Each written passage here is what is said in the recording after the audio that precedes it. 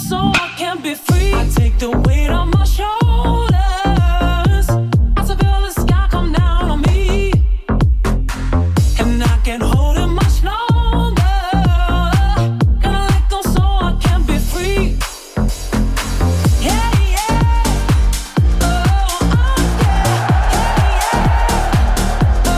Big show Monday on FC Live. Rowdy Tellez, Matt Quatraro, nailed it. Royals manager joining us, and then maybe Evan Grant later on the Texas Rangers. It's Kratzy, it's AJ. I have a possibly. Is it a definitive or is it a possibly? I think there's a flight situation that we're monitoring. I don't know. Stay tuned, okay? Keep listening. I need to talk to him. About what? He voted for me for the Hall of Fame, so I got to thank him. Oh, have you ever done it? Have I talked to him? Have you ever thanked him? No. Wow, okay. I haven't seen him. This is breaking news. I did not realize that. So I got to thank him. I got to say thank you. Jonesy, when are you eligible? 3 more years, I believe. 3 or 4? 4. Did you play last year? I didn't play in 22. I played in 21. But I was in Japan, so does that count? That's what I'm asking. I don't know. I right? don't think anyone's ever done that before. Really? Pretty sure. Andrew Jones ended in Japan. Yeah. Oh, did he? So if you're playing professionally and you're in Japan, I'm assuming it doesn't count. It's once you're out of the bigs, no? I would think. Yeah. It's once you're out of affiliated baseball. Yeah. I'm pretty sure it all counts. So what happens if I go to play? What happens if I go back and play? We've talked about this. You can get a second shot at it? Do it. Yes. I'm serious. Like, what happens if I was I woke up tomorrow, I was like, I want to make a comeback. And some team was dumb enough to sign me and I played again. Then Scott smacks you in the face. Yeah. What happens if he goes back and he hits 600 homers too? Like, let's just play the hypotheticals game. We can do anything. You'll be tested a lot. Then I would test you, yes. Bring it on. Test away, boys. Test away. How'd you do at your celebrity golf smashing? Test away. Test away. We're talking about baseball. We're not talking about the only question I have is give me I played absolutely terrible. Okay. Give me something then. Forget that. Forget the performance. Give me something. You ran into someone. You got something good. Give me something. There's a million celebrities. There's there. A million people there. Was there a some dinner? good swag? Was there a Did moment? you get some good swag? Good swag. They always give you a Theragun. They always give you a backpack. They always give you a duffel bag. They give you about 50 shirts, new 5-wood, new putter. Could have used all of them. Should have maybe because it was terrible. They should have given you some mulligans. Yeah, they needed that. We didn't really do dinner. I mean, dinners with like Wakefield, Millar. Nothing interesting John there? Lester. Those guys are boring. Yeah, no, they're not. Yeah, they're boring nothing I can say on the show. Not one thing. Did you tell Lester Ian Happ stole his money? I did, and he said he was right. He goes because I was the idiot for not getting stroke. So yes, Lester. I did bring that up to Lester. Wakefield, is Wake talking about his life. Derek Lowe is awesome to play with, and he gets really loud when he plays. And sometimes he annoys the crap out of the pros, which is great. Like a tennis player? No, he just starts yelling and walking around because he just doesn't have feel for any. Maybe or maybe not, he might be having a cocktail on the golf course, which is fine because we're loud. Why wouldn't you? No, I'm saying, but he did. And sometimes he gets a little bit loud, and it's kind of funny to watch the pros because they're used to don't move, don't do this, and he's hey, everybody get loud, everybody, let's go. So we're playing. The first day we're playing with Lee Jansen and Joe Durant, right? 2 tour guys that have done it all. And Derek, we get about the 12th hole, and Derek just walks right in Jansen's line for a birdie. And Chance is like, "Hey, Derek, don't worry about my line." And Derek's like, "Hey, guys, let's get loud. Let's start." He's like talking to the crowd. Yes, like, "Hey, come on." It's just oblivious, but it's fine. I mean, it's Derek. You just laugh. He doesn't mean anything by it, but it's Derek. Trying to think about the Bachelor. Wells Adams had a nice chat with him about The Bachelor. He's married to Sarah Hyland, so we had a nice chat. Trying to think what else happened. That was really it. There wasn't a whole lot of. DeRosa was, everyone was talking about the Scherzer stuff and the sticky stuff, and Lester said, "Yeah, I can make rosin and alcohol, and I can stick it on my hand, and it'll never fall off." So, I mean, that was enlightening, which we all know. So they all think it was bullshit. Pretty much. Yep. Yeah. Pretty universal. Yeah. I mean, listen, those older guys were talking about, they had pine tar and stuff, and then the hitters were saying, "Yeah, we were fine with it because we couldn't quantify it." I mean, Jonesy, you didn't care. Cratch, you didn't care if a guy had a little sticky something and you didn't know. But now that we can quantify spin rate, it changed everything. There's a line, though, isn't there? Jonesy, is there for you? Because we didn't really get into it too much with you. Is there a line for you where if they have spider tack and the baseball is sticking to their hand and it's basically manipulating the baseball so much that it's spinning at a ridiculous rate, it would bother you? I mean, just don't look like Michael Pineda and have just a glob of shit right on the side of your neck. Hey, I was there for that game. Take it easy. Like, bro, you black as ace of spades. That's glistening on you. Relax. Like, we can see that. Look, we got a grip. They got a grip. What's the fair advantage? I'm gonna swing at it anyway. If you hang it, it's gonna get banged. So if you put the ball in the right spot, it doesn't matter what you got on your hand. And again, like they talk about Garrett Cole being like the leader of it, all this stuff.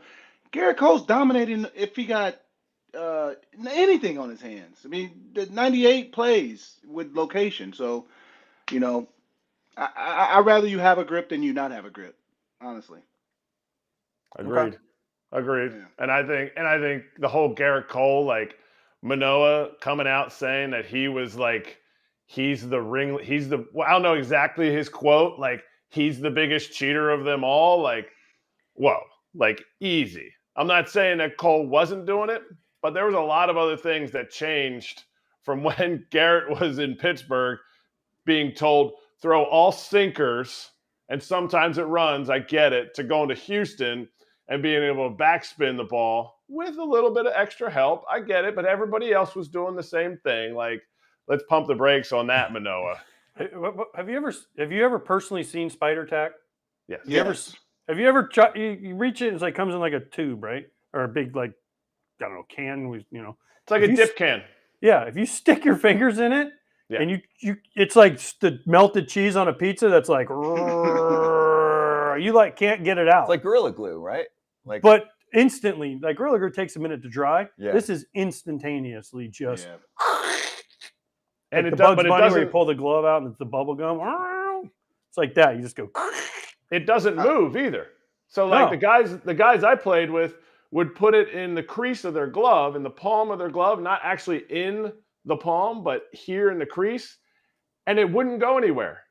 Now, if you touched it, it was like the scene from National Lampoon's Christmas Vacation. Like, he's touching her hair and he's stuck, and he's like, the piece of paper's like, everything's stuck to you as soon as you get it on your hand. But it is perfect, and it is super sticky. There's no doubt it's super sticky, but it's not alcohol and rosin sticky. Tacky. Tacky, yes. The famous It's Scott tacky, Boras tacky, phrase. tacky. That's triple tacky. Yeah, I agree. You know what? Who I got to watch. I've always been around him, and I don't know if Kratz and Jones you've ever seen. Have you ever met Brian Urlacher in person? I have not. No, I saw your picture. Yeah, well, because the guy wrote on there this is the greatest linebacker of all time, and I happened to be sitting next to Brian Urlacher at the time, so I sent a picture and said we disagree because he's like, hell no, I ain't the greatest of all time, which is funny. He's the biggest human being. I swear. DeMarcus Ware was there, and he wears the tightest pants, and he's just jacked. And I was like, oh, DeMarcus, you haven't been working out. And he started laughing, and then he picked me up and threw me away like a rag doll. But I think Urlacher, if you put him and Urlacher together, they're the two biggest human beings. And I'm talking like, not like just like kind of cut big monsters. Yes. I mean, monster dudes. And you put pads on them and a helmet, I would not want to run into those dudes. Brian Urlacher is still very much in shape, I've heard. How's his hair game going, though? It's strong. Got a I lot saw of hair, right? pictures around Chicago. Ian Happ. We should have talked about it with him. Ian Next Happ's time. another guy. What, the hair? Hair implants. Oh, I didn't know that. Yeah, there's really? You're going to break that out days No, after the interview? there's billboards. No, I know. We should have I asked didn't him even about think that. about it at the time. I don't follow those things. I rely on you for that stuff. I didn't even think about it at the time. Jonesy, like LeBron James, you got your Lakers shirt on. He's got hair implants. We all know it. I don't know what he got. Well, he went from bald People- to hair. People making too many memes about it. Hey, you don't go from bald to hair without something happening. My thing is, Yeah. who cares? I don't care. Like I'm all for it. Hey, if you want it's to, if you want to working do for you. your appearance, whatever you want to do for your appearance, I mean, there's a BBL epidemic going on. Men, go take care of yourself, man. If you want to get handsome, you want to, you know, what I mean, I seen some dude article about some dude going through an excruciatingly painful 5-inch height surgery. So they Yes. like broke his femurs or his tibias Oh. and increased exactly like that. That's extreme. But like if you don't like your nose, if you don't like your throat, I don't know. If you want, don't do this, man, please, and don't do them biceps ones or triceps. Go work out, do some push-ups. That can come naturally. Eat some beef. But hey, man, if you want to look good, hey, everybody's doing it. Take care of yourself first and foremost. Joe Kratzy? Buck almost lost his voice from that. Remember that? He wrote about it in his book. Yeah. Kratzy, maybe you can get some back hair and put it on top of your head, and you can have hair again. I don't have much back hair either. Yeah. So, but if we're getting a sponsorship, boys, like, I mean, I know our sales department is working. Like, I'll come on here. If I had hair like Urlacher now, I would be a jerk. I mean, this is the only thing that keeps me humble. You know what's funny about Urlacher though is because for all the years he was bald like Kratz, and now you see him and he has hair. It just, I don't know. It's Not that intimidating. I would never say this to his face because he's 3,000 miles away now, but I kind of looked more intimidating without the hair. Of course. Bald head football player. Yeah, 6'5", 260 with a neck this big. Like, And because yeah. his head is a muscle, you know? His head was a muscle, looks yes. jacked when he was bald. So that's gone. But AJ, Yes. my question is, when you're hobnobbing with all your name drop team friends there that you have, do you still name drop, or is it just like you're just in it? You're in the dropping of the names, or No, is I there just listen to somebody that's worse Millar. than you? I listen to Millar name drop. Oh, okay. Oh, I listen to Millar name drop. He's probably He's the king. He's the greatest of all time at it. Agreed. Hey, you got to come down to Austin Country Club and play with me. We got Lance Armstrong, and we got, I don't know, yada. Country music. Insert country music singer. Anybody, yeah. Yes. You know, Insert one regular person one time. Yes. I Clemens got does Chad it that's too. down the street. Clemens does it too a lot. Clemens. Name drop? Uh-huh. Yeah. Clemens does He it can a lot. name drop himself. True. Who the hell does Clemens need to name drop? Well, I That's don't what know. I'm I saying. say that Roger Clemens is massive Yes. still. And we were playing, and he had a pink shirt on, similar to like what Scotty's was. And we were the next hole over, and they're like, "Who is that?" And I'm like, "It's Clemens." They're like, "How can you tell?" And I'm like, "Because I can tell by his Quad X shirt that he has on. It's bright pink, like Scott's colors." And he used an orange and yellow ball, so his ball matched kind of his shirt. So his ball was half orange and half yellow. He's trying to stand out. He's been promoting himself, marketing himself a lot more lately. He did one of the ESPN Yes. games. He's all over Twitter now. He's reemerged. So I didn't like him when I played against him, but actually he's not bad when he's actually really funny when you talk to him. I've heard good things. Minus the name dropping. We will bring him on at some point. That's Okay. a promise. Yeah, we can get him on. All right, I have a ton to Rock get to from the weekend, but that was good, healthy combo, especially the hair stuff. I didn't think we're going there on a Monday, but Well, you have the here best we hair are. on TV, so It's real for now. until we, yeah. I would fake Do we it know though that? if I Do we know needed that? to. Should I start? Yeah, yank it. When Kratzy has his hair sponsorship deal, we can do that as part of it. Yank mine out. All right, let's run a giveaway, our first ever on Foul Territory. We've been asked for a while. They're like, no giveaways yet? No, here we go. With our buddies, our friends at Bet MGM, we are giving away not one, not two, not three, not four, 5 $100 bonus bets to 5 different participants, and there are 3 easy steps on how to pull it off. Follow us at Foul Territory TV on Twitter and at BetMGM's Twitter. Reply to the tweet about the giveaway with screenshots showing you followed both accounts, and winners are selected randomly on Tuesday, that's tomorrow, to get $100 in bonus bets. Very simple. It's just free money to use on the app. Have a great time with it. Tweets going up now. We'll talk more about it and announce the winners live on the show. That's what we do here. We only have about 10 minutes until our first guest joins us, Rowdy Tellez. You know he's going to be on time. He's a champ. So let's charge the mound, shall we? And start with Erik Kratz's Pittsburgh Pirates absolutely tearing through Major League Baseball, shocking the world. Dugout report with a great graphic there. They win their MLB best 7th straight, National League best 16-7 record. They are all alone by themselves in first place, looking around like we own the NL Central. 23 whole games into the season. Enjoy it while it lasts. Do we think Celebrate it's gonna those last? men. Celebrate True. the Way to small go. accomplishments in life. There is A golf nothing clap though, but- because it's not It's going to not last even long. May yet. Yeah. It's not going to last it's long. slower. Like a finger or two. Do we really? But I mean, I'm happy for No Derek chance. Shelton, but No do anyone chance. think it's going to last? Zero chance. Kratz? No, it's not going to last because the Pirates are going to trade Brian Reynolds because that $106 million deal that he agreed to with a fourth-year opt-out is now $150 million with a third-year opt-out and full no trade. Like there's too much that's gone right for them. What I do love is Shelt got a extension during this time. I do love that, I'm not going to bury it because they're going to do it later, that they called up Maggi earlier. I do love that Kutch is bringing some extra swag, and I think the young guys that are there that are going to be the pieces, I'm not saying everybody's going to be the pieces that's there, that's a young guy, they're learning how to win, which is really important, and it shows in a city like Pittsburgh that the fans will come out. So I do love all that, but no, they're not. I don't even have them finishing above 500 still. And the best predictor of game results on this panel is the man wearing the Lakers shirt. So how do you think the Pirates are going to finish out, Jonesy? I mean, we're so used to the reverse record of 7-16 so much that we're not even giving them credit a little bit. The Cubs are better this year.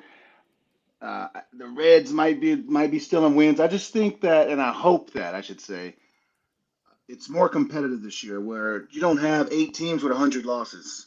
You have to win a division. I was saying maybe to win the East, it might take 95 wins. That's making everybody more competitive. I think just hopefully this year it's more competitive. Now, do I have them winning the Central? No. But hopefully they can be more competitive like they were in 13, 14, and 15, where they are causing some noise and causing some ruckus and stealing wins from other teams. And hopefully that Central boils down to how it's been the last few years, where, we wait to the last week, because you got to give them some credit, man. They playing good. They playing hard.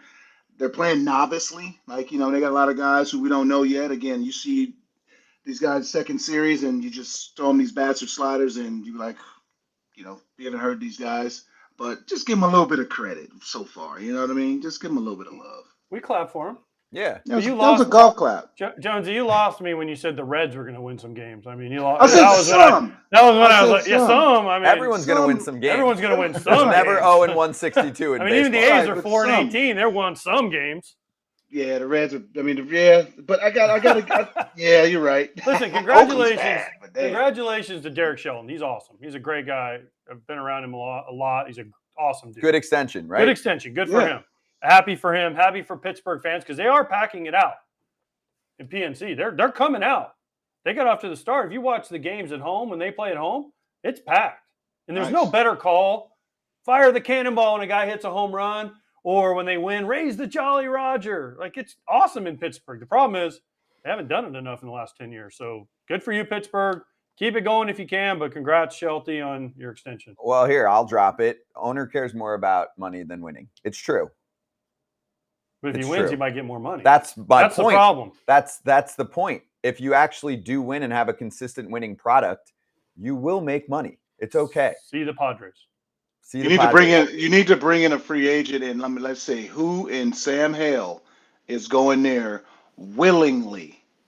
Like Carlos Santana went there. That was the best deal he's getting. Yep. Kutch went there. Home. Mhm. Mitchell went there. It's probably the best financial deal he's gonna get. G-Man Choi, you got traded there. Any other free agent, they not in for. So it's the thing is, if you want to build a winner, you still have to bring in somebody. I believe, and you got to spend some money. But they're on the right track for the rebuild for the next couple of years. But you got to spend some money if you want to get into the playoffs. It's tough that like the Rays formula, that formula, it's really really tough to do. The Rays somehow perfected it. I don't know how, but they continually do it. But that's rare. But you need to spend some money. In Pittsburgh, they got to spend some money. One of my biggest things is every team, not every team, half the teams now thinking, oh, we're going to just take the Rays model. See, they win by not really spending much. Like, good luck. You're not able to do that. If everyone was doing that, we would have to open up the playoffs to 25 teams or something. So I just think there's a very happy medium between how the Pirates are operating and even how the Padres are operating. Like you're saying, you don't have to lead the league or be a top few team in payroll, but you also can invest a little bit in keeping your own ball players, like Reynolds already should have been locked up, and signing more free agents, filling up that rotation, teaching this team how to win. Now it's happening, but it hasn't happened for a while. I feel like the Pirates have been rebuilding for like 10 years. Yeah. Well, they were in the playoffs in 50. They lost all those wild card games. Remember that? Was it 2015? 15, I think. They lost them all at home, I think, too. Yeah. That's a long time ago already. It's 8 years ago. The thing is, you make that argument, and then I'll say, well, what about the Tampa Bay Rays? They're 19-3, and they don't spend anything.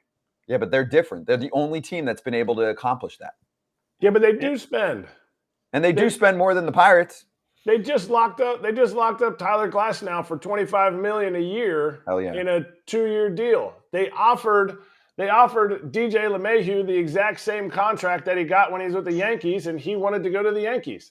They offered Charlie Morton the same contract, so they got Charlie Morton. Then the Braves, they offered it to him again, and the Braves just topped him. Like, they're offering nobody's out there going, yeah, you know what? The Pirates, they offered me, $17 million a year, but I had to turn them down because they're not offering anybody. Yeah, simple. And all these dudes, like, man, I always ask this question: is like, why doesn't the richest people in the world own teams? Why don't Bill Gates and all? Why don't they own teams? Like, if we were billionaires, if I was a billionaire, I would I would love to own a team, something like that. But it's like all these guys are gonna die hella rich.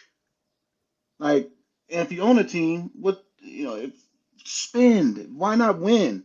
It seems fun. It looks fun to winning. AJ, you're a champ. That looks fun. Reinsdorf invested. He spent money. It looks fun to win. Who the hell doesn't want to go into this as an owner, like, not wanting to win? I know the strike hurt Pittsburgh and Cincinnati. That's a whole different conversation. But spend to win. No, they want to make money. They don't care about winning. Some people don't. Yeah. The A's, they don't care. No. A's don't care. Cincinnati don't care. What's his name? Castellanos? Castellini, the owner. He don't care. Castellanos spends more than Castellini. True. Castellini got the sanctuary out there in Arizona. Got that hotel out there in Arizona. I mean, he owns a sanctuary? Yeah, he don't care about the Reds. They're just, man, you know what they're doing?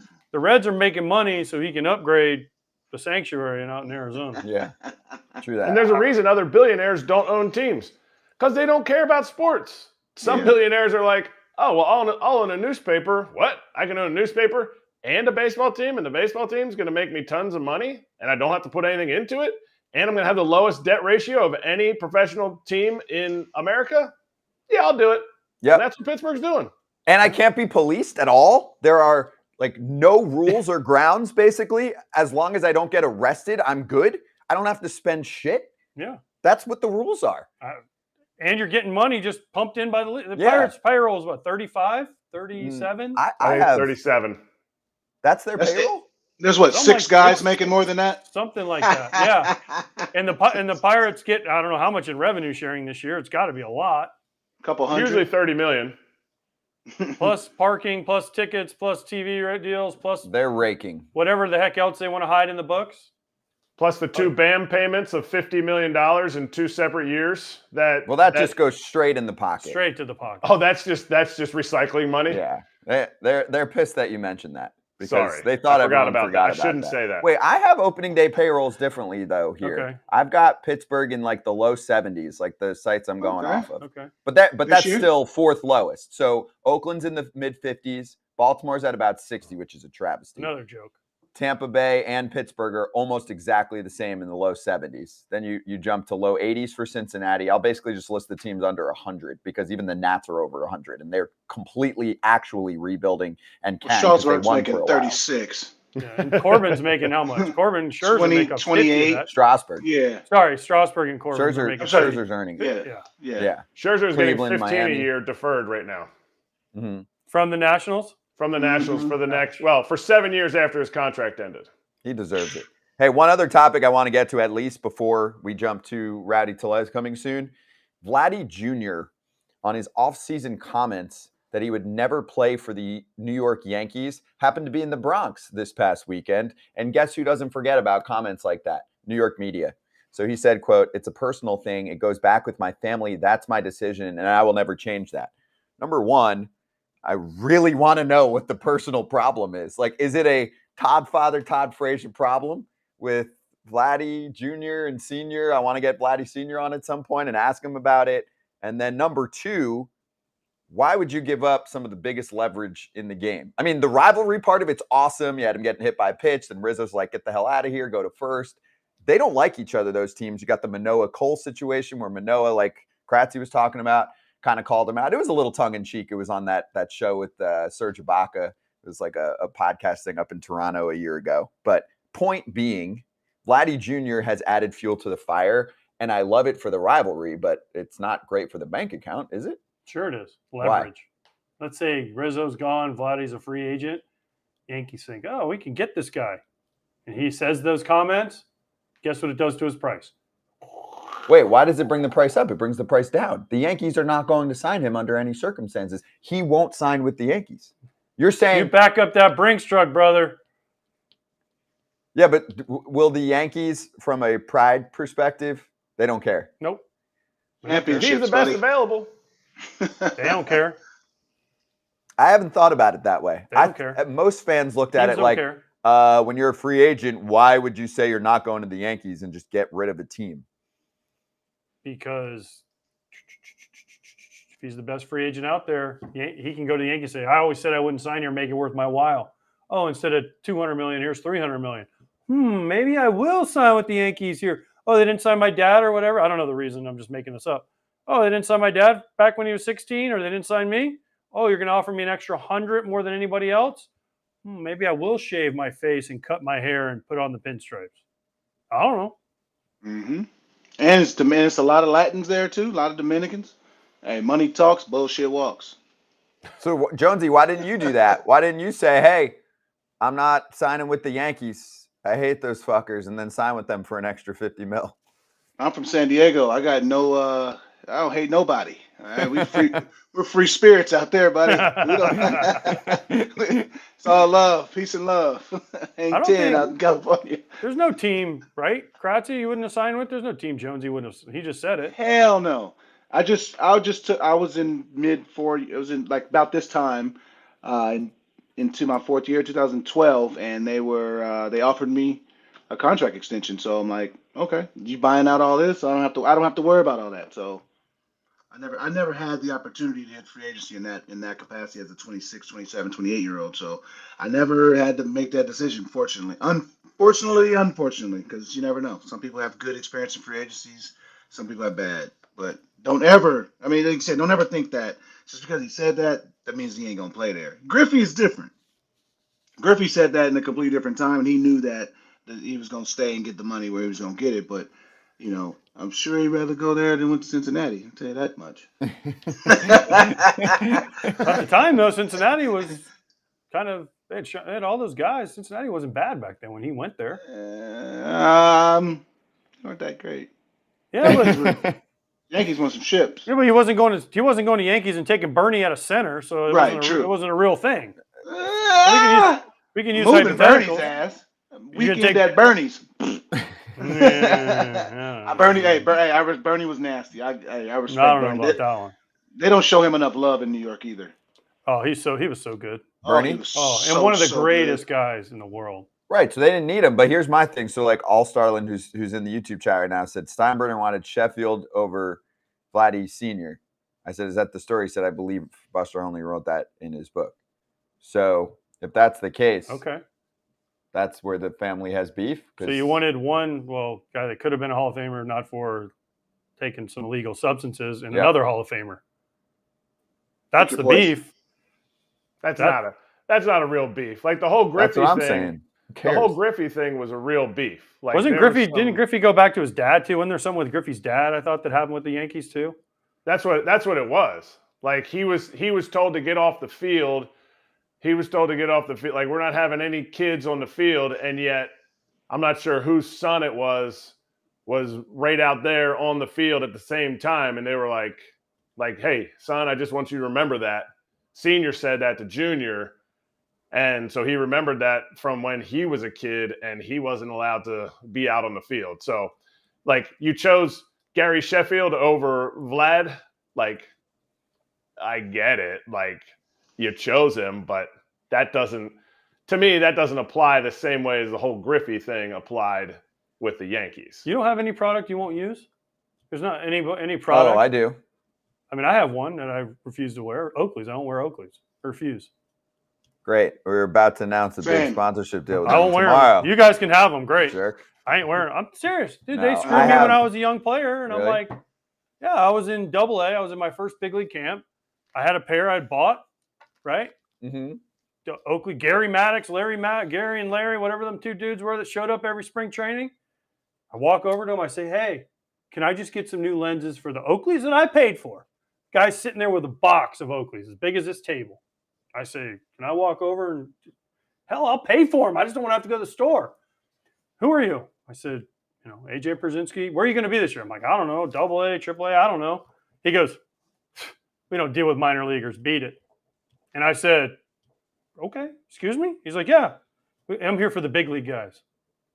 Yeah, but that's just a rep. That was the only rep. It's a dig me rep. Like, I He's guarantee still the rep. Jonesy, I he know. was for the next still the 20 years, he's still going, hey, you want to wear Oakleys? I'm like, Okay, Nope. wait, but this is important, okay? Because this relates to the Vladdy Jr. situation that you just talked about, okay? I am the CEO of Oakley, and I come to you and I say, hey, dude, we want to sign you to right now, I want to sign you to a massive deal, 7 figures for the show, 7 figures for you, Oakley's for life, got to promote the hell out of them. And even if you're like, hey, we had a situation, well, that dude's gone. He sucked. No, I Screw think he's that still rep. there, actually. I'm the CEO. All right, I'll fire him. Here's your contract. You signing? I would definitely think about it. Oh, here we go. That's what I said. How quickly things have That changed. same thing with Vladdy Guerrero. Well, you asked Vladdy me. Jr. I think everyone has a price. So Absolutely. Ted DiBiase, the $1 million man. Everyone's got a price. Mm-hmm. There you go. No, for me, sometimes athletes that do soda commercials, because I think there's some rules with alcohol sometimes with current athletes, and I'm like, but they can promote soda to kids? I don't really understand. That's my problem sometimes, not for me personally, but for athletes. How many athletes are drinking a Sprite after a slam dunk? Well, Some they're not young slam ones. dunking because most of the baseball players can't slam dunk. Yeah, but LeBron does Oh, yeah. commercials where he dunks the ball and then drinks a Sprite. How many times do you think he's done that in real life? Every time he films a commercial. Exactly, and that's it. So that's what I'm saying. Stuff like And that. he's- Everyone And has he's a not price. drinking it. And he's not drinking it. course That's all he's he's not. missing. Yeah. LeBron? Okay.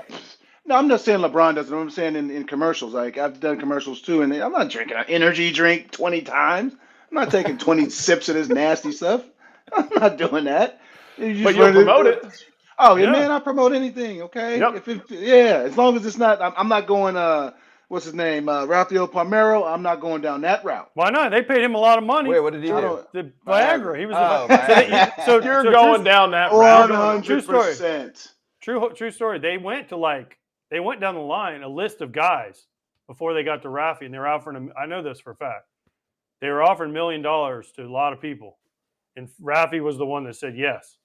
So he was the one that got it. But a lot of people were like Jonesy, like, no, I ain't doing that. It's gonna make me look like I can't get my, my thing working. And Yeah, but it's a performance enhancer for games too. You'd be some surprised some how there's a some ton football of players guys. use it for. ton of guys What? still.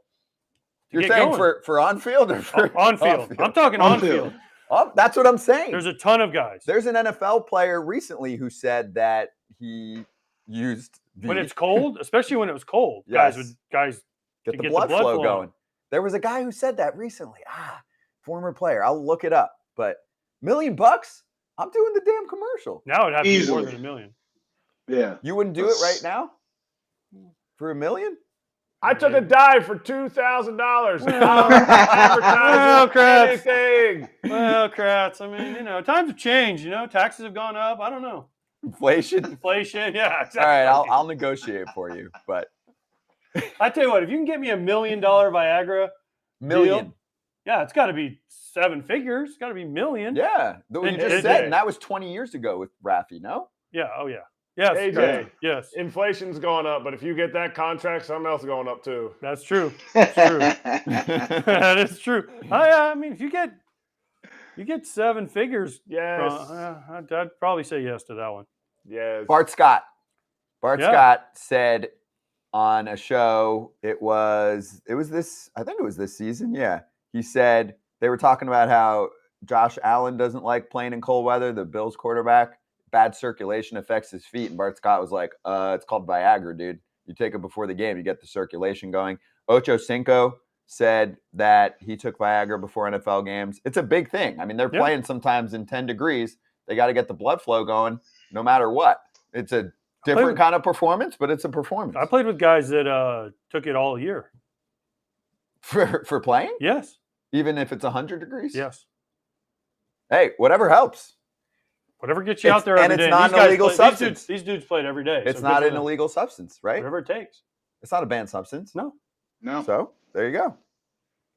Just did a commercial for it. Yep. Viagra. Hit me up. 8 figures. 8 figures now after Scott's commercial. Incredible. All right. Next up, there was a perfect game watch on Friday. And wow, there's a lot of football going on early in this show. Unfortunately, Kratzy, you can kick this one off. The veteran catcher on the Chicago Cubs, Yan Gomes, decided to tackle Drew Smyly to prevent him from having his moment. And this is great work from our guy Michael behind the scenes, one of our superstar interns. He made this meme, and it had some viral pop to it. We'll be right back. That is Yan Gomes tackling Drew Smyly's I don't get it. perfect I'm game going to let day. Kratz try to explain this one because I don't get it. I don't get what he was doing. He wanted to get the ball. He's calling it. If you watch for it, he's calling it, and the lefty had his back to him trying to make the play. Yan is super quick. I get it. He's 37, 38 now, so he may not be as quick, but he can still get up out of the crouch. And that man was rolling. He was going to give everything he had to get that out. And Drew went down to pick it up. I don't think Smiley's got him, but I think that's Jan's ball all day. I don't think either one of them's getting them. I saw the split where they split it. You could see him picking up the ball, and you could see where the runner was. I don't think either one of them throwing out Peralta. Yeah, Peralta rolls. So I don't know but I don't know. I'm thinking if I'm the catcher there and I see the pitcher bending over, I'm diving out of the way. I ain't jumping on his back. It's like he looked like a Urlacher sacking some dude back in the day. But if he makes that play, he's a hero. If and butts and candy and nuts, it's Christmas every day. I mean, look at that. But That's why there's only been 23 perfect games in the history of the world. And they always have moments like that. No, they don't. Not when you're a good catcher and you get to see Philip Humber. There was no moments. And by the way, that was the 11th anniversary of Phil Humber's perfect game. Mm-hmm. So of you almost being Yan before Yan was Yan. But I wasn't. Thank you, Brendan Ryan, for not running. Almost. Again, if ifs and buts were candy and nuts, it'd be Christmas every day. Mm-hmm. Can't use the same dad Oh, joke. if my aunt had nuts, she'd be my uncle. Does that one count? That would count. Now, that's funny. I mean, I'm just. Is that one? How about that one, Kratzy? We keep going down this. We get. No, worse. I like that. I like that one. You used the second one, but Jonesy, I don't think I ever heard that one. He liked that one. I have it. So when you Jonesy, when you use it on the Adam Jones podcast, make sure you just give me a little bit of credit because I am. I'm gonna drop Thank that you. one. No, yeah, I don't know. It's I'm ran by a newspaper, so I don't know if that's gonna fly with the the heads of that B. So I'm gonna ask before. I ain't Bob trying to Nutting? get Bob Nutting owns your podcast? hell no, but I ain't trying to get in trouble. What they gonna really do? Cancel me? I don't give a damn. Yeah. Well, there you have it. Hey, So, say what you want. Say what you want. yeah. In terms of getting in trouble, Fernando Tatis Jr. returned late last week. You were gone. I mean, we talked about it before you left Yeah, you made me for your talk golf about it. trip. Oh, I'm so sorry for making you talk about a major player returning to baseball for a PED suspension, and we don't have those very often these days. We can show the Bob Nightingale tweet. Obviously, he's going to get booed everywhere, although there were a ton of Padres fans in Arizona. It wasn't apparently. that bad. The first at bat, it wasn't. No, first at bat wasn't No. bad. This was first hit because he was hitless that first game. First hit since October 2, 2021. Single to center. A lot of boos from D-backs fans. He had his first homer this past weekend. And on the performance side of things, most importantly, Padres offense looks like it got a little kick in the ass from Tatis coming back. Regardless of how you think he is going to play coming back from a PED suspension, I think he's still going to be good. I don't think he's going to necessarily be a top 3 or 5 player in the sport, but I think he's going to be an all-star caliber player. That's a huge return for a team where he was basically replacing, I think, Jose Azocar, who was batting nothing. I mean, it's a major return for someone So to go back to a San Diego Padres club that's supposed to win the World Series, according to me. Okay. I'll move on from that Better one. than your White Sox call. I They're didn't not say they were making going to win the playoffs. World Series, you bastard. Padres look good, though. And They do, Musgrove's they do. back. That's a good team. It's a great team. In my mind, a favorite to win the NL West. No? Absolutely. Yeah. Absolutely. And they're playing well. They get Tatis back. And They he'll get be fine in right field. Jonesy, Kratzy. Can someone tell Juan Soto that walks? I mean, I get it. He's a walker, but swing the bat. He gets 3-1. They throw a heater right down the middle, and he goes to first, and then he does a little shuffle. You're like, dude, that's the one you got to put in the stands. That's the one you up that slug, up the homer total. Instead, then he gets 3-2, and they throw a breaking ball, and he takes it. And it's this far low with the runner on third and 1 out, and he walks to first like he just hit a game-winning home run. Like, dude, swing the bat. That was always the thing against Votto.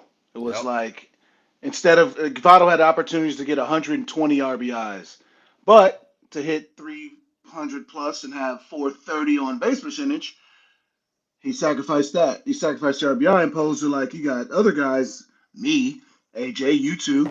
Hey, first pitch, breaking ball, man on third base, infield back. I'm rolling over on this. Take this ground ball up the middle. Give me this steak. I'm out. I ain't got to run the bases. But I don't know, man. He's an on-base machine. But it's like the thing. If you're an on-base machine and you don't steal bases, what the hell are you? You're a big ass ATM running the bank. That bases. That's what he is. Big ass ATM running the bases. Okay. So 3-1, let it eat. It's okay to hit for him in this lineup. It is perfectly okay for him to hit 270 instead of 320. It's perfectly okay for that. He ain't gonna hit 320. He's not. He's just not this year. But he's not. I don't think he is. But it's okay to hit 250. But again, be more aggressive, Manny. One thing I love about Manny is he ain't gonna ever let you have a cookie. I don't give a first pitch. Never. You ain't getting no cookie on him. If you make a bastard pitch, you make a bastard pitch. But you never get a cookie on him. You got. Soto's biggest strength is when he's aggressive because he's not gonna swing at the bad pitch. But 3-1, he's seen that heater right down there. But he's probably thinking that ain't gonna challenge me. They are, buddy. They are. Swing the damn pole. It's okay. I love you. Swing the pole.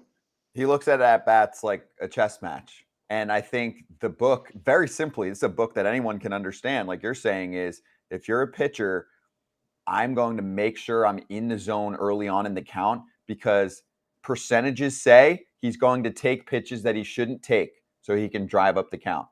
So here's his line this year. 198, okay, 81 at bats, 4 homers, fine, 22 walks, 24 punchies. He's always been a guy with more walks and strikeouts. So this year people are saying, this dude ain't swinging the bat. Yeah. Let's challenge him. That's a pretty good strikeout to walk rate. Still, but you look at his past years when he was good, 2021, 313, 145 walks, 93 punchies. That's a huge gap. Now, granted, 2021, I don't think the Nationals were very good, and he was probably the only guy that was, kind of there doing it. But in the Padres lineup, I understand that. But if you're facing a righty and you have Tatis sitting in front of you and Machado hitting behind you, you might get some pitches, okay, borderline. But they still don't want to face Machado with guys on base. And then you get a lefty out there. That lefty's coming right after your butt. Because he doesn't want to face Tatis and he doesn't want to face Machado. So you're going to get pitches to hit. I don't know. Swing the bat. That's just my opinion. You swing when you're supposed to swing to drive the runs in. I'm not saying go Adam Jones or me and swing at everything, but swing when you need to swing. Yeah, I would agree with you, but I don't know how to teach that. I don't know how to say, because to me, his superpower is his ability to control the strike zone. And he will not swing out of the strike zone. It's the lowest rate. He's 1, Max Muncy's 2 in the last 3 years. And to me, yes, the whole thing with like the whole Votto driving runs it, I think he could be a better player than Joey Votto. And you're talking about a Hall of Famer. And I don't know how to get him to swing the bat, because he's not going to swing the bat when the ball's out of the zone or even close. Guys that don't chase, they don't even swing on the edges. So he's not going to, if you make quality pitches to him, he's not going to swing the bat until maybe later in the count. My biggest thing is Soto's numbers against fastballs so far this year are down. They've been coming up. They've been trending up. He was hitting 160. Now he's getting closer to 200. I bet he ends the season hitting 270 if he continues to hit the fastball. If he can't hit the fastball, now he's swinging at nothing. So he's got to be on time for the heater. With those 4 guys in the top of the lineup, like AJ, Bubby Kratzy, you guys are catchers. You know, like I can't mess around. Like Soto, if you get on base, Machado's hitting with a man on base. He's one of the most dangerous guys in a man on base. Machado after him. You got Bogarts. You kidding me? Like it doesn't stop. You got Cronenworth after him. Oh, let's get a little older. You got Carpenter, and then you got Cruz. Like they got. If you're hitting in 1 and 2, they are throwing you heaters. They're throwing a lot of fastballs, and they said with the strikeouts, how close they are with the walks. The strikeouts coming from looking. They're not coming because they're making those bastard pitches, and he's taking them because he got a good, I'll say a solid 3-1 pitch to hit. But they're not trying to put him on base because Manny's numbers with men on base are so good. Bogart's numbers, they're so good. So, you know, and the reverse of it is when he's hitting with Manny on base and with Tatis on base.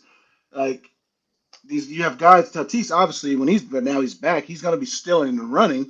If you throw off speed with these 4.5 inches, he's going to have that all day. So, like, again, swing the bat, like I just said, swing the bat when you should swing the bat. Not just go up there and just act like we did. We was up there just like looking out of the hand, we letting it eat. But when it's a 3-1 pitch, like, you got to come unglued a little bit. I ain't taking nothing. I ain't dancing with nothing. I'm dancing 2-2 because I took the bastard pitch. 3-1, I ain't dancing. I'm mad if I ain't swinging.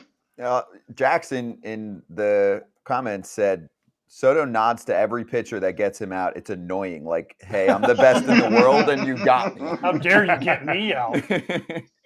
I know you don't like that. Oh, I'd be pissed. I used to cuss out every pitcher that got me out because I was mad. I mean, what about behind the plate? If a guy was like, I'm okay with the. No. Hey, somebody made an elite defensive play, and it was like, damn, I just crushed the shit out of that ball. I know, but. How about just on a basic at bat, someone strikes you out and you're like, you got the champ, you got the world's finest right there, son. Great job. No, I'm pissed because I didn't like to strike out. I'm saying if you were the catcher and Soto's there and you're catching like your 5th starter and he's like, good job, you got me. Shoe fly. You ain't that good. Shoe fly. AJ had something to say to the guys. If AJ didn't appreciate what he had, we had a dude named Steve Tollison. He tried to bunt. AJ was behind the dish. I don't even know who that is. Exactly. Wait, what team was this on? The Blue Jays. Team was this? Oh, yeah. He was trying, like, he was just barely in the big leagues, like up and down with the Twins, and then he ended up, making it for a half a year with the Blue Jays. He comes back after striking out, and he goes, dude, should I not have been bunting there? He goes, Pierzynski just started cussing me out for the rest of the at-bat. He's he started calling me. He's like tons of names and stuff and started cursing me out. And then he struck. It was epic. Maybe. It was epic. Well, here's the thing. You know why I did that? Because one, I didn't want to have to field the bunt, because then I got to get my ass out of the crouch and run up there and do what Jan Gomes did and tackle the pitcher. And two, I don't know what the score was, but I don't want nobody bunting. It was like CC, dude. You used to face CC. CC tell you, if you bunt, I'm going to hit you. Well, I don't want my pitchers to have to hit Steve Tollison. Hope he had a great career, but I mean, I don't want to waste a bullet on Steve Tollison. He's in real estate. Oh, okay. Well, maybe he can sell me a house. I don't know. I played with him. I know Tollison. He went to go to Tampa too. Yeah, he's in real estate. Okay. I thought he was saying that to just like throw the classic, like he's out of the game, he's in real estate. Like, no, he's actually No, in he real actually estate. is in real estate. Yeah, he's long actually doing time, really yeah. well. Yeah. Oh yeah, been Making in a lot real more. estate a long time. Yeah. He was short-lived major league career, but he got there. He's one Hey, of he got one there. of us. Yes, he Hey, did. he's got a good story. I bet you he tells all the people, man. That's one time I tried to bunt that asshole. He cussed me up and down. One more here in the comments. Ree Riley said, I was there last night in Arizona for Padres D-backs. Boos were loud, but Padre faithful louder. I mean, they are traveling that group. They should. They got great fans. They do. They do. And They should ride it. I'm being a Padres fan also. There's a lot of people that are from San Diego that live in Arizona now. So they're not. It's not the traveling. Ain't nobody traveling. Because you go to Texas, ain't nobody traveling. But it's just there's a lot of people that live there now, and it's a lot easier, a lot cheaper. Padres tickets. I looked for tickets myself last year just for season tickets. They were trying to literally charge like $45,000 per seat for They're the season. sold out. Exactly. And I'm So like, they can. Right? 45,000? Like, who the hell is you got coming to the game? This better be the damn Oscars. Sold out. They had to take tickets off the That's market. not bad, though. Those are probably, Jonesy, you ain't buying them up in right field. You're buying the ones behind home plate with the food. I and the know. drink. That's what I'm saying. I Yeah, was. it's like but- $500 a ticket. Right, I mean, right. that's not that No, I was bad. about to do No, the math. they were 1,400. I'm sorry, it was more than that. They were 1,400. They were 100 and some thousand. They were 1,400 a ticket. Well, per you better seat. drink a lot. You better eat a lot. Yeah. Yeah, If you want to So sit I'm next like- to Trevor Hoffman, you better pay $1,400 a seat. I'm using my MLB pass and just going into the GM suite. I got Which the is what gold everyone card. can do, clearly. I got the gold card. You I got gotta 8 find my years, gold baby. card. Hey, Jonesy, people aren't moving to Arizona. They're escaping San Diego, kid. That's what they're doing. They're escaping the taxes. It's expensive, man. It's hey, for a hovel, it'll cost you about $3,500. Hey, I got one more It's- comment, and then our guest is ready because this is devotion. Ryan Cohen says, I drove Thursday morning, slept in my car, went to Thursday and Friday game, drove back to San Diego Friday night. People were traveling. That's awesome. He I said, love you know what that. he just said right there? He said, Jonesy, you don't know what the hell you're Well, talking no, about. I guess so. Yeah, but that is devotion. Slept in his car? Slept in this Dude, car. Jonesy, Venmo this dude $200 for a hotel room, please. Let's go. 100%. Hostel. Arizona's got hostels. I mean, you could have stayed on the west side. Hotels There's are expensive, places. though, in Phoenix, You're Scottsdale gonna stay in area. Scottsdale, you All can right. get out into Glendale and stay like a True. quality. That's what I'm Hey, saying. he might have a cozy car. We got to bring in our guest. He's ready to go. Matt Afternoon. Quatraro, the Kansas City Royals skipper, joining us right now. As you can see, Matt, we're going to have a good time here. How you doing? How are the Royals fan base feeling so far this season as you are moving now to a new organization here? We're talking about the Padres. Their fan base travels quite a bit. KC fans are so damn nice. I mean, I can at least say from my experiences there. How many of you met have your experiences been with them?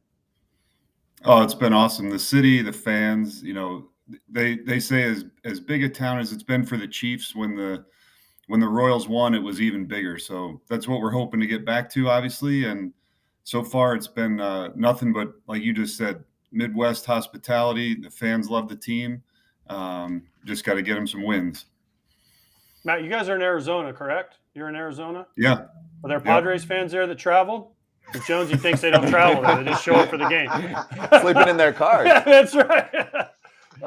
Hey, we were trying to decide how many of the 45,000 in Anaheim were there for us or for Ohtani, one or the other. We weren't sure. That's good. That's good.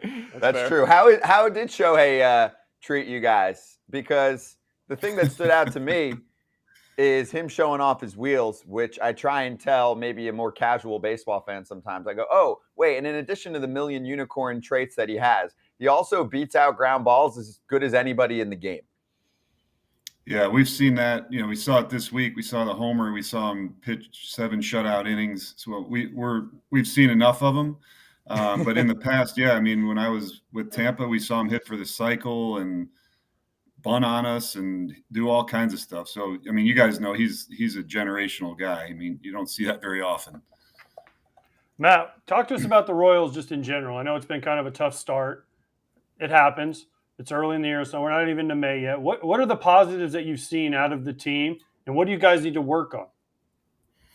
You know, you're right. It is early, and the positives there've been a lot of them. You know, the pitchers are throwing more strikes. That's been a huge part of our, point of emphasis for us. They've been throwing a ton of strikes. As far as the hitters go, it's, when guys struggle at the same time, it gets magnified.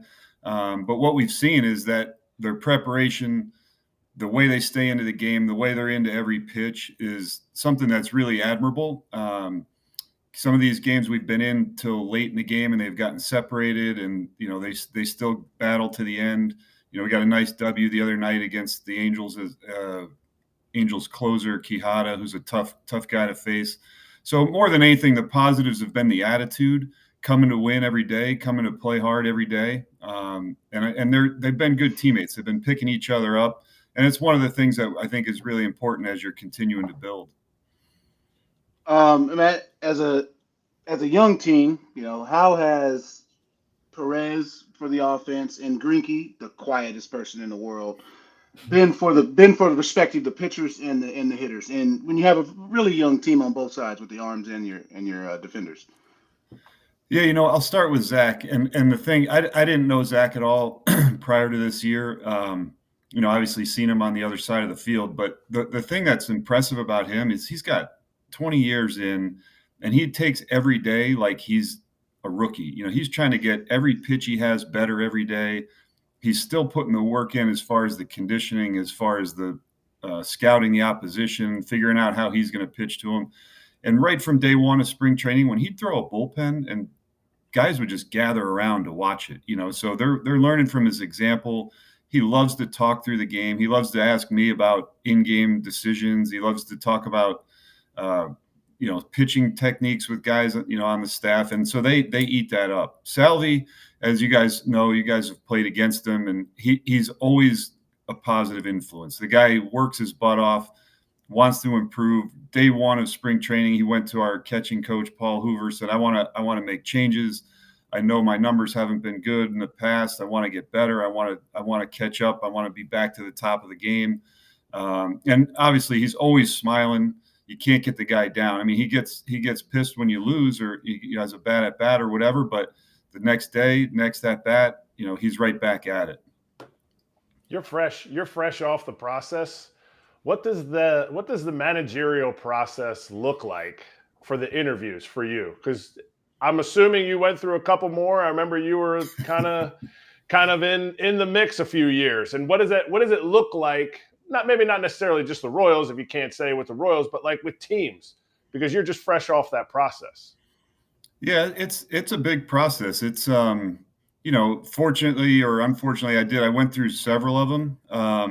So I got used to the process kind of, and more than anything, it's just they're long days. It's a lot of talking. It's you basically meet with all the different departments in an organization that you can think of. Obviously the front office, scouting, player development, strength and conditioning, sports science. In some form or fashion, everyone does basically the same kind of thing. You jump from one room to another, or they come into a room where you are, and you just talk about philosophy. You talk about communication. You talk about players. You talk about how you want to build a staff, what you think your pitching staff, what your philosophy on hitting is, like all those kinds of things. And at the end of the day, those sessions take anywhere from 6 to 8 hours, and some of them are one day, some of them are 2 days, and then you come back for a second round and kind of do it again. You meet with ownership and team presidents, and so it's basically getting to know everybody in the organization, and they get to know you. Matt, when you go into these interviews, and now that you have the Kansas City job, since you were at the Rays, and the Rays are the model, I want to say, small market team, do the teams pick your brain and say, what do the Rays do differently than what? And then when the Royals hire you, do they say, hey, what can you bring over from the Rays to help the Royals become what the Rays are? Paul Hoover. Yeah, I think there's some of that. What's that? He said Paul Hoover. They said I jumped in there. I said, "What can you bring over?" And you brought Paul Hoover over. That's the only thing you bring from the Rays.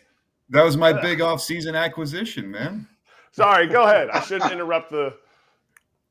No. Some of that, and I think different processes, depending on who you are and how serious a candidate you are. I mean, I think that's one thing that Eric Neander always did a great job for me. When I would go, he would always make sure that it wasn't an interview, like a token interview to just try to do something like that and just get information on the Rays. Now, in fairness, I could go to interview with any team, and a lot of the stuff that happens behind the scenes, the formulas, the algorithms, all that kind of stuff, that stuff's way, way above me, and really more than anything. And I've been really fortunate with the Rays and with Cleveland. The thing that you bring with you is the people, the way you treat people, the way ownership works, the way the dynamic of the front office and the coaching staff works, the way the camaraderie in the clubhouse, and then obviously compiling talented depth through your system and trying to build for the long term. And that's the kind of stuff that, even here, I mean, it's the kind of thing that JJ and the front office already had in mind. And maybe we just aligned on that philosophy. Matt, I have a question from a fan here. Garrett says, how many rounds were your interviews? How different was the interview process for each coaching staff position? Well, each team that I interviewed with was slightly different. So, I mean, I'd say generally 2 to 3 rounds per team, and each coaching position is different, so when we hired, we went in, hired 3 different pitching guys, pitching coach, bullpen coach, and assistant pitching coach. The pitching coach and assistant were fairly similar processes, 2 rounds, I think, if I remember correctly. And they answered philosophical questions, but also, actual pitching questions, breaking down deliveries, breaking down guys on video. And, a lot of this is you do a ton of background on guys, as it was probably done on me and everybody else that was involved in these processes. It's really, do you think you can work with the people? Because sitting in front of an interview, sitting in a boardroom, as you guys know that played, like that's not coaching. It's you can talk a game, or you can actually go and communicate with players that are actually the ones out there putting it on the line every day. Yeah, I want to talk about communication and the fact that Tito, you were one of the coaches for Tito, then you were the bench coach for Cash. Some people want to know what you learned from them. That's kind of the PC answer. I want to know how much you were involved in the practical joking, and did you, if they did a little forensics testing, was your fingerprints on the motorcycle that got stolen from Tito? Cashy doesn't need any help with that stuff, man. You guys know him. You guys have been around him. What I learned from those guys, I cannot do the same thing they do. I mean, they keep that clubhouse about as light as it can possibly be because of their big personalities, and they never take a day off from the practical joking, man. I mean, we have to do it slightly differently, but those guys, that is what it is. To me, the magic that happens with those guys is that they keep it light regardless, and they have the ability to connect with players. Players respect them for obviously different reasons, but and the other thing we talked about a minute ago is that neither of those guys are micromanagers. You hire good people to coach the players. The people that are the content that they have is the knowledge of the content they have is off the charts, and they don't micromanage. They let them do their jobs. They know they're going to be prepared, and that breeds a lot of content. Matt, was one of your things you learned from Kevin Cash and Tito when Vinny Pasquantino gets on base? Was that one of your personal practical jokes where you said we're going to take a Sasquatch and have him walk in the outfield as a practical joke on Vinny, or that come from the Royals PR? Because it's kind of awesome if you think about it.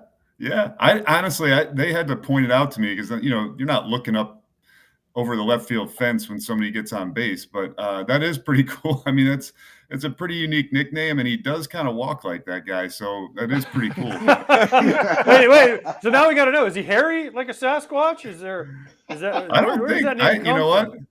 It's early in the year. I don't think he is, but I'll check for you, and I'll get back to you. from? Okay, text perfect. me. Thank you. Yes, let Text us me. know. Perfect. Hey, Matt, I've got a tie-in from your old ball club to this one. There's a player that you coach who should sign for massive money and just be there for life. You had Wander Franco, who got a massive extension from a team that doesn't usually spend a ton.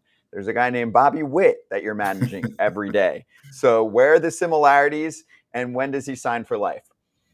Yeah, good question. The similarities are there in that they can change the game in a lot of ways, man. They obviously Wander's a switch hitter, but Bobby, elite speed, for his body type, already showing big power, uses the whole field, plays a premium position. He's only going to get better at it. He just needs game reps at this level.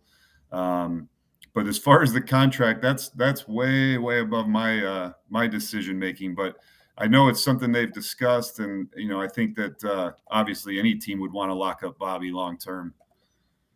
Yeah, so breaking news here, they're going to want to lock up Bobby. Thank you for that. We appreciate that. We're always about locking people up. But one of the things we talked about on this show when we had Phil Nevin on, okay, we said, could Phil Nevin beat Gabe Kapler in a fight? I just need a yes or no. Who's going to win in a fight? So we'd have to set what kind of fight, where are they? What time of night is it? Who's, all that kind of stuff, man. You got to qualify that a little bit. Okay. Well, then I really didn't care who you thought. Could you beat Gabe Kapler in a fight? No. No? No. That's fine. I knew you were going to say that because you're a humble guy. I've seen you in the weight room. You're more of a treadmill guy than a bicep curl guy. But what I need from you, Q, what manager could you beat in a fight? Of the other 29. Tito. Tito might have another heart attack though if he gets out there and fights. I wouldn't want to fight him, but I think I would take my chances. Okay, that's fair because he's going to come on later. Wait, why does everybody want to fight Gabe? Eric, why does everybody want to fight Gabe? I don't know. Okay, Kratzy can you beat seems Phil? to be infatuated with it. I'm on it. I'm buying a ticket to it. I'm buying a ticket to it. Why is this all about fighting? I thought this was a fun show. Yeah. There's fighting with fun, too. Yeah, there's drama. There's a little bit of drama. On that topic, actually, have you spoken to your pitchers about sticky stuff since Scherzer's incident and even Herman as well? I mean, you've got a lot of young pitchers. They probably have questions, too, like, am I just going to be randomly targeted as well? Completely coincidentally, that day that Scherzer got caught, or whatever the right terminology is, we had met with the pitchers earlier that day, just to make sure they understood the ramifications and exactly what the rules were. So yes, we have had that meeting. How did it go? Did they feel Great. Reassured afterward? What do you talk to them about? Because I know we've had probably 5-6 pitchers on since it happened, and we actually had Scherzer on 2 days before, and he said this is going to be a problem because he said rosin sticky. And it was crazy that 2 days later, all of that happens. And we've had pitchers on since then, and they're like, okay, you're asking him to use alcohol in front of an official. He does. It makes it stickier, then it's his fault. So it was just a weird situation, and no one wants their pitcher to get caught in that spot and lose him for 2 starts. Oh, absolutely. I think that was our biggest thing, making sure they understood that even if it is just rosin, it can get to a point where it's not deemed legal. And the other part is we wanted them to understand from a team standpoint that if they get busted, then, any suspension, you don't get to fill that roster spot. So you're playing a man down for those 10 days. So those were our biggest points to make sure they understood that. Matt, I wanted to ask you this. You've been a baseball lifer. So standing on the line, national anthem, you're the manager, not the bench coach, not one of the normal coaches that run out there. You're called first before everybody. The manager's called first. What's the emotions like when you're sitting there like, this is my team. It's you, the leadoff hitter. You're not way down there next to guy. You're not next to the bullpen catcher. Or the trainer. You're next to the leadoff hitter, next to the other manager in the center of the diamond. How's that of emotions as the manager? Yeah, it was humbling, to be honest. It's one of those things you don't really know how you're going to feel till you get out there. Like you said, like my first year in the big leagues as a coach was really emotional. I had just lost my dad right before that, so he didn't get to be there for opening day my first year. So obviously, every opening day I stand out there, I think about him every day, quite honestly. But to have family in the stands and be out there and managing against Rocco that day was kind of cool too. We were former teammates and worked together in Tampa, so there were a lot of really cool things that I definitely did not take for granted. But more than anything, it was humbling. How was the first week and a half of the season for you? You land a dream job as a manager in the bigs, and then you have to sit out. I don't know what the exact dates were. I was trying to look it up, with a positive COVID test. And I remember hearing one of your interviews, and I think you were feeling okay. So it has to be massively frustrated, because it's not really much of a story. You don't hear about it much anymore. There hasn't been a player that has had to sit out with it, I think, in a while now. So that must have been an absolute blast for you, getting your dream job and then being forced to sit. I know, 5 days. Yeah, fortunately, it was just 5 days now instead of when it was 10 or 14 and all that kind of stuff. And I obviously was very lucky that I didn't have symptoms or very mild symptoms. So that made it even more frustrating, because really it was right after that opening weekend where we had a ton of people in town, and when they all left and started getting back to where they were going, they were calling saying, hey, we tested positive, we don't feel well, whatever. And then we're about to get on a flight to San Francisco. And I just didn't want to be the guy that made, have the whole team get it. So we tested, my wife and I tested, and we both had it. Fortunately, our kids didn't get it. So that was nice. But yeah, well, it was just bizarre. You want to get in the rhythm. You want to be there with your guys. Obviously I don't have a lot of reps under my belt yet. So every game that you miss was even more frustrating. But the guys did a great job. We were in communication all day, before the games, after the games, and just sitting there watching as a fan. The one thing I learned is, with the delay on TV, I couldn't keep my phone near me because the MLB app updated before it would happen on TV, and I didn't want to. That was kind of an interesting thing. That was frustrating too, where people send you a text when something happens and you hadn't even seen it happen yet. So I learned a little bit that way too. That sucks. That sucks. Yeah. I can't even imagine what you went through sitting there grinding. You're rooting for your boys, and you're looking on your phone and watching on TV. Yeah, that's not how you want to draw up your first week as a big league manager. No, it definitely wasn't. But I'm glad to be back. Well, welcome back. Well, you're well into it now. Brady Singer, guy was great the second half of last year, went to the WBC, has not gotten off to a great start. Do you think the WBC affected his preparation? And what will it take for him to get back to work? Because second half, he was one of the best pitchers in the American League. So what will it take for him to get back to that point? And again, do you think the WBC had anything to do with this?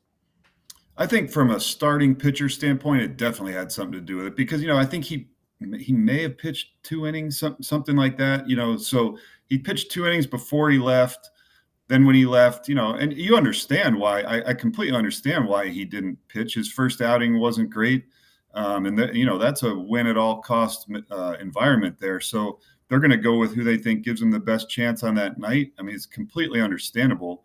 And to Brady's credit, he did everything he could. He threw his bullpens, and I think maybe even had some guys stand in on him. But it's not the same as getting your normal buildup of, how you go 2 to 3 to 4 to 5, So he came back. He had maybe 2 outings in spring training when he came back, got to 4 innings, but that gradual buildup just wasn't there.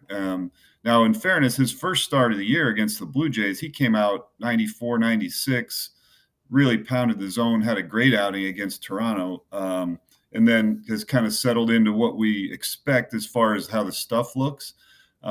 He faced a really, really good Braves team in his second start. Those guys can really swing it.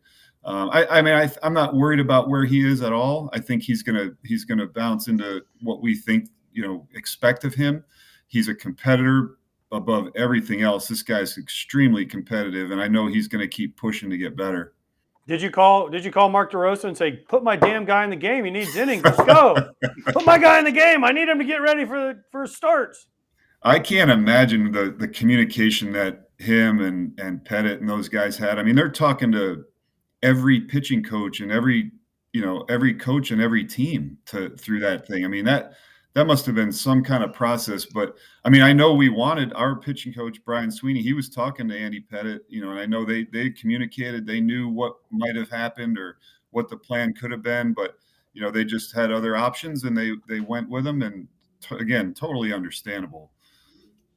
How many days off are you going to give Salvi in 1 month? Are you going to give him 2 days off, or are you going to try to work him in 5 days off? Because I've been seeing his playing time is a little bit different than what, maybe he's used to. And is that a conversation that you've had with him? Absolutely different. But yes, he's involved in every aspect of the decision-making with his career. How many days, it depends on the schedule. But we've had a good run of lefties we've faced too. So when he hasn't caught, he's DH'd. When he's only not played in one game. So it's not like that much different from when you were here, playing as his backup. But the difference is MJ is backing him up and he plays right field every day when he's not catching. So it's a little bit different scenario. But yeah, Salvi's involved in that conversation as we plan out the week or the road trip or whatever it is. AJ and Kratz are jealous of Melendez anyway. They wanted to be a right fielder and a catcher. That sounds like an absolute blast. Hell no. I just wanted to play. Matt, Put me somewhere. Matt, you're a catcher. How boring would right field be? That would be the worst. The outfield would be the worst job in the world, dude. You're standing out there, you might not get one ball hit to you. I'll be like, this sucks. Someone send me a beer down here. Let's go. I was a bullpen catcher. I was not a catcher. Me too, Q. That's why we hit it off. Me too, Q. I was a bullpen catcher. Hell yeah. I love that. Hey, Matt, this was awesome. Really appreciate you joining us, giving us some insight, and good luck on the trip. Thanks, guys. This was fun. I appreciate the invite. Yeah, thank you. Anytime. Welcome back anytime. Matt Quatraro, the manager of the Kansas City Royals, and Kratzy, at one point you called him Q. That's good, clean nickname for some of the ball players probably in the clubhouse who might struggle. I wasn't about to say his last name. I think I nailed it. Q. I mean, you nailed it. You nailed it 100%. But even when you say it right, like it's not quite right. Like even when we would go somewhere, they'd be like, manager Kevin Cash and bench coach Matt and your Rays. Nobody's saying that name. I mean, half the guys don't know anybody's last name, so they would only know him as Q. Fair. All right, let's run through locks while we can, because Kratzy at one point is going to dip. We got some substituting going on. So your Bet MGM Friday look back first has Kratzy falling with the run line. I don't remember what the result was of that game, Kratzy. Did you guys even win or no? No, they lost by a run. I'm pretty sure they lost by a run. And then Todd doesn't check the weather, so he picked a game. He picked a game that's void, so that doesn't even get looked at. That's they fine. Lost the next day, so we should get a loss. That's not how it works. Nope. It's not. He gets his money back. On this show, that's how it works. This is good betting education. No, on this show, that's how it works. It is not how it works. Minus whatever he bet. I will defend Todd Father. He's not here. Nope. And for me, Mariners, I said Kirby was going to win that one. He did. M's offense showed up for me a little bit too. Money line, laid down 135, a little steep for me usually, but took the hundo and took the dub. And money bags look good for two of us. Jonesy's 3-0, up 3 hundo. So it's early, small sample size, but a lot of pressure on him as we check out money bags. There it is. AJ's got the confused face, but he has been picking up steam a little bit lately at 4-7. Kratz blew past me, by the way. Yeah, Kratzy is Fade City, 5-12, getting close to down a G. And I've been bouncing back now here, 11-6. That 7-0 went to 4-6 real quick. Remember when you were talking? Oh, I'm Mr. 7-0. I'm never going to lose. Whammy. I'm 11-6. I didn't say I was never going to lose. Well, I said I had to come back down to earth. 11-6. If that is what plays out for an entire season, everybody's following all of my picks for life. If I'm 11-6. If I keep that percentage, I hope you do. I will not keep that percentage. Okay, I would love to, but your Bet MGM locks of the day for a Monday. Jonesy's the only undefeated one, so let's listen to the Godfather. What do you got? I have Milwaukee over Detroit. You have to you got to beat them when you can. Take your wins. It's kind of like when Oakland comes to town. You go to Oakland. You got to beat them. You got to take these wins when you can. They matter, and Milwaukee, they're gonna need them as much as anybody, especially going down to the end of the race. So I got Milwaukee. I only take money line. I mean, I only do the win. Just win. That's money line, correct? Yep. I'm not a Money big line. gambler. Just win. Just baby. win the game. I don't care how you win it. Walk off. I don't give a rat's ass how you win it. Just win the game, and I think that Milwaukee has. Let's be honest, they have a lot better team at this point. So I'm taking Milwaukee over Detroit. Usually it would be even steeper on that money line, but it's Colin Ray against Matt Boyd, so the pitching Right. matchups kind of Boyd's- close. Boyd's Yeah. solid. Boyd's solid. Ray is okay. Yep. So I just think that the Detroit, they're not that good right now. Matt Boyd. No, I could see it. I could see a little upset What's city the there. line on that? It's He's not going -150 money 6. line. Ooh. He's not going 6, 7, or 8.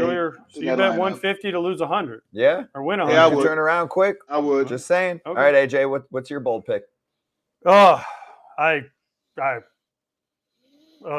Cleveland run line -1.5. Why they're playing Colorado in Cleveland, the Guardians? Why? Austin Gomber has been terrible. He's got a 12 ERA, right? And they're playing in Cleveland. Colorado didn't play well outside of Colorado, and I just think Cleveland's due. They're 12-11, struggling along, not playing great. But I just have a feeling that tonight in Cleveland, they're going to hit a Ramirez, maybe Bell. Andres Jimenez, friend of the show, might get a couple knocks, and I just think Cleveland's going to roll them tonight. They won yesterday. They had a double header sweep loss to Yeah, that's the why. You know what? Marlins the other day. Frazier should count as 2 losses because Get outta it got here. postponed and they lost the Enough. next 2 games. Enough. So if you lose, then it should carry over. Sure. I'm making new rules on I betting. like by your the way. pick, though, because Cal Quantrill, too, I think, is going Quantrill, to yes. start getting on track. Kratzy? Well, you said before people are going to follow you all season, Scott. People are following me too. Like, you know where to get the right pick. If you're going to follow somebody, it's just the opposite of what I'm going. So keep putting your money in. Thank you for everybody following me, fading me. And my 5-12, I got more wins than the Royals. Flip it 12-5 if you fade you. Exactly. Like, talk about that's some cash. That's some cash. So we're going the Angels run line at -1.5. I think it's coming off at -114 or something. I'm not 100% sure, but I'm putting 200 down to win myself 228. It's going to be Suarez versus Waldichuk, a lot of runs, and I think the Angels are going to come out and whack it. I think Suarez is going to go about 4 or 5 innings, and then I'll be sweating the rest of the game. So good luck. So A's money line tonight at plus whatever it is. That'll be a big money for whoever that is. You're not even putting much out. Fade me. I might fade you tonight for real. 'Cause Wow. I think Waldichuk stuff-wise probably is the best one on that staff. This could be a trap game, and it's plus 170. I actually kind of like it tonight. A's to win? You tell that? Who did I Kratz mean, why take? not? Who did Kratz take? I'm taking the Angels run line. Just saying. Fade. And I'll finish up here. I'm going Brad Keller over strikeout prop. It's 3.5. So for me, he's a different pitcher this year, and he was coming off a tough one. 4 innings, 3 runs, 5 walks, 2 Ks. If the command's not there, if he can't find the zone, it's a problem. He's not going to go deep into his starts. But if it is, like I look a couple starts back against Texas, 6 2/3, 1 run, 7 Ks, different pitcher this year. He couldn't strike anyone out for his whole career. He has a curveball he added. He's using it at a quarter of the time. He never had the pitch. He's got the sweeper going with the slider like It's a everyone slider. else. Can we stop calling it a sweeper? It's called a damn No, slider. we'll What's a get into sweeper? that actually. Yeah, exactly. We'll it's get a into that. slider. So let me Swerve. finish here. All right, What happened to 110 that? to win What a happened to hundo. that? It's my first K prop lock. So let's see how we do. We just had the Royal He's skipper facing on. the Diamondbacks, right? Yeah, and they got don't a lot strike of out a lot. lefties. They don't strike out a lot. I know. But I wanted to do- look at that game, but I was like, the Diamondbacks are really pesky, so they might give them a lot of trouble. I like that, Scotty. I like that. 4 or You 5 like it? punch outs for Keller. Thank you. Yeah, I could see it. So Brad Keller's my pick. And hold on, where's my damn read? Here it is. MLB Bet 10 to get a hundo instantly. How to get the offer in 4 easy steps. Sign up, deposit at least $10 into your newly created account. Download the Bet MGM Sportsbook app on iOS or Android. You place a pregame moneyline wager of at least $10 on any MLB team to win at standard odds price, and you get $100 in bonus bets instantly using the bonus code SPICYMLB. That's your promo code. And if you sign up in Massachusetts or Ohio, you receive $200 in bonus bets. And don't forget, if you go on either our Twitter right now or BetMGM's Twitter and you follow the very easy steps, you can get yourself a shot at our giveaway for $100 in bonus bets to use. So check that out, okay? You like my pick? I don't think a lot of people are laying money down tonight on Brad Keller's K-prop. So, and because you're saying lefties, they're going to smack them? I'm just saying he's not going to strike a lot of them out. Yeah, but I need 4. I don't need 10. But he doesn't strike anybody out. What did I just went over his start from the other day? He struck out 7 against Texas. Second time around they got to him. He also didn't have control. So 7 Ks in 6 2/3. You never saw that from Brad Keller in the past. No. I'm saying he looks different. Okay. He's having a great start. After the struggles last year, we didn't get to ask Q about it. I'm not going to say his last name. No, we didn't. But that was on my list of I things wanted to to say. give you What my has changed? analysis on Brad Keller. Please. So I saved it. No, that was it. I already gave it to you. Okay. But wait, before we bring on Evan Grant to talk about the Texas Rangers, I do want to spend 2 minutes on this. Why are some people so bothered by calling a pitch a sweeper when it's got horizontal movement? It's good marketing for the game. There's nothing wrong with calling a pitch something else. It's really cool when we talk about the ghost fork for Kodai Senga. Why can't we give a pitch a little bit of a nickname? Who cares? Why are some people so offended by it? Get off my lawn shit. Zaka had the gyro ball, which was just a changeup that got whacked. Yeah, but it's good marketing and it's fun. Why do you not like calling it a ghost fork for Kodai Senga? But he has a ghost and a fork on his glove, so that's cool. Yeah, that's cool. And people Nobody like has saying a broom sweeper on their glove, sweeper. Yeah, but a sweeper is the whole movement of more horizontal movement to your pitch, to your slider. If it was cool, if you're Rogers, if it was cool like a ghost fork, then I'd be cool with it. But sweeper, they're just stealing it from the Rapsodo and the TrackMan stuff. Like they didn't come up with it themselves. Like if it had it's not a nickname. Like it's the analytic version of what the pitch is. It's a sweeper. What about a slutter? Yeah. What's you that? like a slutter? I like anything creative. Go for it. I mean, that's not what I would call it. That one gets old to me. But slutter gets old, but sweeper doesn't? You can call it that. Some people do. Jeff Francoeur did. I thought he didn't. I thought he avoided Well, he said it about 5 times. He said, I can't say that anymore. He said he can't do it anymore. Sweeper's fine with me. I think some people are like, oh, I've seen it on the broadcast a million times. They're like, oh, it makes the game sound old when the broadcasters are on there like, oh, the kids, they're calling it the sweeper. I'm like, who cares? Why can't they call it a sweeper? If that's what they want to call their damn pitch. What the hell's a sweeper? You can't nickname yourself. You can't. There's current MLB pitchers that when they're talking you can't nickname yourself post-game. and you can't name your own pitches. Have you seen Major League 2? That's Major League 2. That's the only guy. I call it the eliminator. You're dating yourself again. You're dating yourself again. Yeah. Major League 2 probably came out when? Terminator. 92? 1994. Yeah, there are a lot of MLB players that were not born when Major League 2 came out. Just saying. I just think we got to be okay with calling a pitch something else if it's not a dumb if they name. want to. You think so? You have a problem with the name sweeper more than marketing a pitch. It's a slider. Or slur. You think in the hitter, Jonesy, Kratz, you think in the hitters meeting they're going, man, this dude's got a nasty sweeper. Never heard of that. So Curry Kluber's was a sweeper the entire time. Then, that's what you're saying? They said it was a slider on the board. Like, what do we like? Well, we didn't have the name back then. Somebody coined it. Again, we also didn't have BABIP. Well, we had it. We just didn't know what it was. You guys sound old right now. You're like, get off my lawn. Don't call it no, we something don't. else. No, Yes, I'm you all do. for all the other crap. I just don't like they put. Well, then if a guy throws a slider and a sweeper, there's a little college intern up there going, which one was it? I'm going to put sweeper because it sounds cooler than the slider. Sweeper. Right. What about Uncle Charlie? So you're going to start calling a curveball Uncle Charlie? Well, we do it curveball. for Uncle Charlie for Adam Wainwright. Well, yeah, but he's got one of the best of all time. So it's cool. It's fun. It's different. And also for a sweeper, are they calling it a sweeper if it's got no horizontal movement on the slider or very little? I don't know. It depends on what It's the a little tight intern slider? sitting up there pressing the button decides. That's offensive because it might not be an intern. That's someone's is job. an They take a intern. lot of pride in that. An intern's doing the graphics on Yes Network? Sometimes. No, that's not true. Okay, sorry. If it's They not an might be assisting. Plus, interns can be superstars. We know it from Well, this place. Michael Beer is a superstar. Right, there you go. Cheers. But anyway, I just think it's not a big deal. Okay. I don't think some think it's people that big are of a getting deal. I worked just up think it's about dumb. it. They're like, oh, why are we doing that? Who cares? It's fun. It brings a little more attention to a pitch. Now, No? you sound like an intern. Fine. I'm fine. just kidding. I love interns. I'll represent Gen Z on that one. I think some people like calling it that, and I've heard a lot of pitchers call it that. A lot. Name one. I'll send you 10 articles with quotes from players tonight. I'll get one of the interns on it to work with me, and we will send you 10 articles where the pitcher goes, yeah, I wasn't feeling my sweeper tonight. And send us ERA too. Fine. So when we have That's the Evan most Grant on, important thing. we have Evan Grant on here in a second. Yeah. I'm going to ask him, does Jacob DeGrom throw a sweeper? Yeah. He's going to be like, you're crazy. What the hell is a sweeper? Does Does his Nathan slider Eovaldi sweep, throw me a or sweeper? Is it tight? It's Are little. there? It's a slider. It goes like this. I just don't think it's Was that big of a deal. Mariano's because it went this way? Was that a sweeper or a cutter? That son of a bitch was a cutter. It was a slutter. It Ooh. was a swatter. You have last word, Kratz, because then you're going to bounce and we're bringing in Evan Grant.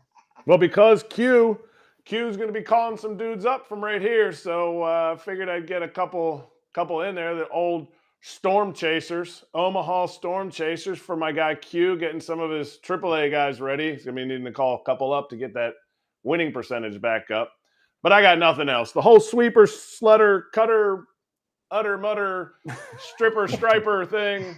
I don't know, man. Like, I feel like sweeper, I feel like it's kind of offensive to some pitchers. Like, they're looking up at the board and it says sweeper. And like, no, dude, like Kluber, he called his pitch a curveball. It was a slider. I get it. It would move this much. Every hitter thought it was a slider. He called it a curveball. He's like, I don't really care. So I think it's whoever, but that's life.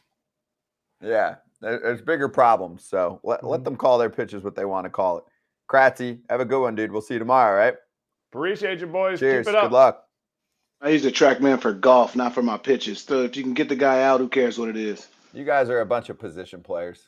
I don't care what you throw. You can shoot that thing out of your butt if you get the dude out. I don't care. Hey, what it's throw it called. over. As long as it comes over the dish, I don't give a damn what you talking Exactly, right? about. Call it If whatever AJ you care.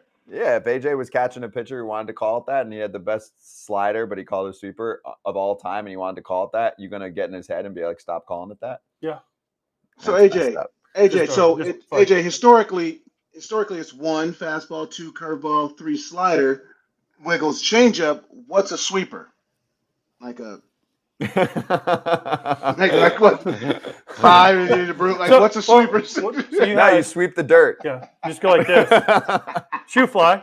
Well, like let's use you, Darvish, for example. 1 was fastball, sinker was gun, or I don't know if we can say that, but upside down L maybe gun. Yeah, We you just can say the word okay. gun. It's okay. I don't know. Gun. 2, curveball, slow curveball, Okay. hard curve, or as he would call it, haircut. We used to call it a haircut. If you went like that, This wiggle the 2, okay. slider, cutter, wiggle 3 was a cutter, Yep. split, Mm-hmm. change up. It's a lot. It's a lot of pitches. I would feel It's pressure. a lot of it. There was no sleeper, and he had a nasty slider. Yeah, There he wasn't no did. sleeper. He does. But now I bet you he calls it a sweeper. We should ask Evan Grant. He covered you. Let's bring him on. At Evan_P_Grant from the Dallas Morning News. Evan Grant. Is he good to go? We have Evan here? Not hearing anyone. Uh-oh. All right. We'll get to him in a sec, I think, on the Rangers and how they look so far this season. There he is. There's that Oh, ugly there he mug. is. There's that ugly Evan's mug here. I missed. What's up, Evan? I'm right here. I've been sitting here and, much to my chagrin, nodding in agreement with AJ for about 5 minutes here. Yes. Much to your chagrin. Yep. Much Man, to my hold on. chagrin. Hold I on. also- I'm going to leave you for a second. I'm going to be right back. I got to go get some. Uh-oh. I got props. Hold on. I'll be right Yeah, back. AJ's been very excited to have you on, Yes, Evan. I'll He's be right been back. looking forward to it. He has like a thank you that he wants to give you for something. But all right, let me kick things off. Great to have you on. And Thanks, let's man. start on this Texas team and the vibe there right now. and you've watched a lot of Rangers baseball over the last several years, and it has not looked good. Does it look like they are legitimately turning a corner into a playoff contender in your mind? I think they've done all the things that they need to do to get off to the kind of start that would propel them into the race here. You know, they have pitched well, which is what they needed to do out of the gate. Their guys have stayed healthy out of the gate. And I think at least for a week here, you know, they've withstood the loss of Corey Seager. That's going to be something they're going to have to deal with for a while longer. But I think all the things that they've needed to do have kind of fallen into place, and it is a good vibe. And this team needed some momentum. They're a good team. I saw them April 1st. They played Kansas. No. Who did they play that day? I don't know. I think they played the Royals. They played Philadelia, and Philadelphia. They beat them 16-3. I think it was. Yes. And they looked really good. They're better. I'll admit they're better than what I thought they were going to be with DeGrom, with Evaldi, with Martin Perez, who was there when I was there. But the offense looks really good. They look dynamic, and they look like Adolis Garcia's turned himself into a heck of a player. So what's the thing? What's the step? The bullpen probably is the biggest missing piece right now for them. Who's the closer? Is it Leclerc? Is it somebody else? What's the next thing? Will Smith? Who is that? I think you nailed that, AJ. I think that's the biggest question, and I've asked Bochy that on a couple of occasions here. Like if he's still kind of got roles for the relievers, or if it's a little bit undetermined. And I think right now, you know, you guys know this. Boch he's a great manager of bullpens, and I think he's using everything he's got in his toolbox right now with a bunch of relievers who don't have a whole lot of ego to kind of mix and match when he needs to. I think Leclerc is going to get the majority of the closing opportunities right now, but certainly Will Smith is getting them, and he's kind of managing it a lot like he did with the Giants in this regard, right? He had leverage guys for those late innings, but he had one batter guys. He had a lot of left-handed specialists. He had Sergio Romo. He had those kinds of guys. I think now he's looking at those situations and saying, let me use my leverage guy in the eighth inning. And I've got to use him for 2 or 3 batters, obviously, but I'm going to pick the leverage that I need to use, and then I'll figure out the ninth inning when I need to. That's the way of baseball now, though, isn't it? Is it not the way that it goes? You turn on TV and they say, hey, if you got to use your closer in the eighth inning to get through 3, 4, 5, then you do it. So has Bochy kind of evolved to the times because he had to? He took the years off, and again, he's a Hall of Fame guy. He just evolved to what the game is now? I think he's evolved to what the game is now in some regards, but I also think he knows the personnel in his bullpen. I think he's going to let this sort itself out a little bit too.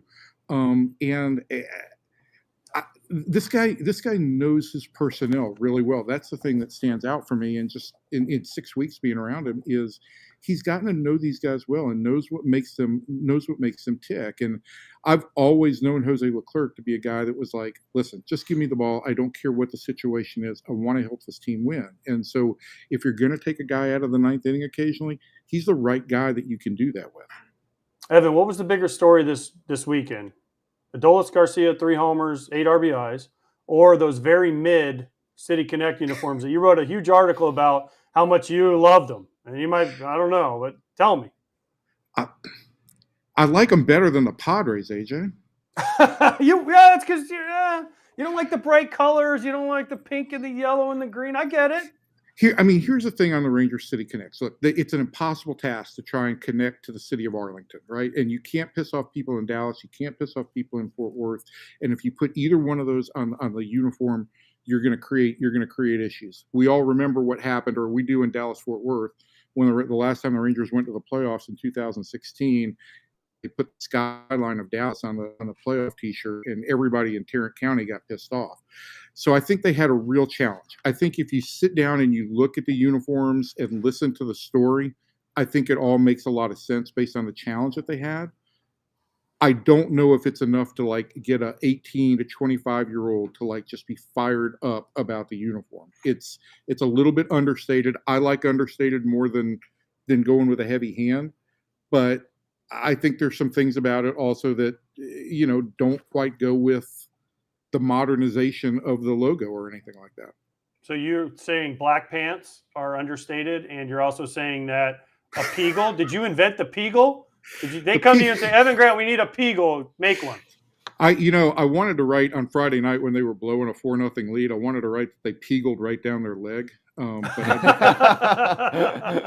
That would have been good. I didn't think I could get away with that one. Listen, I think the Peagle is cute. I think it's got a terrible name.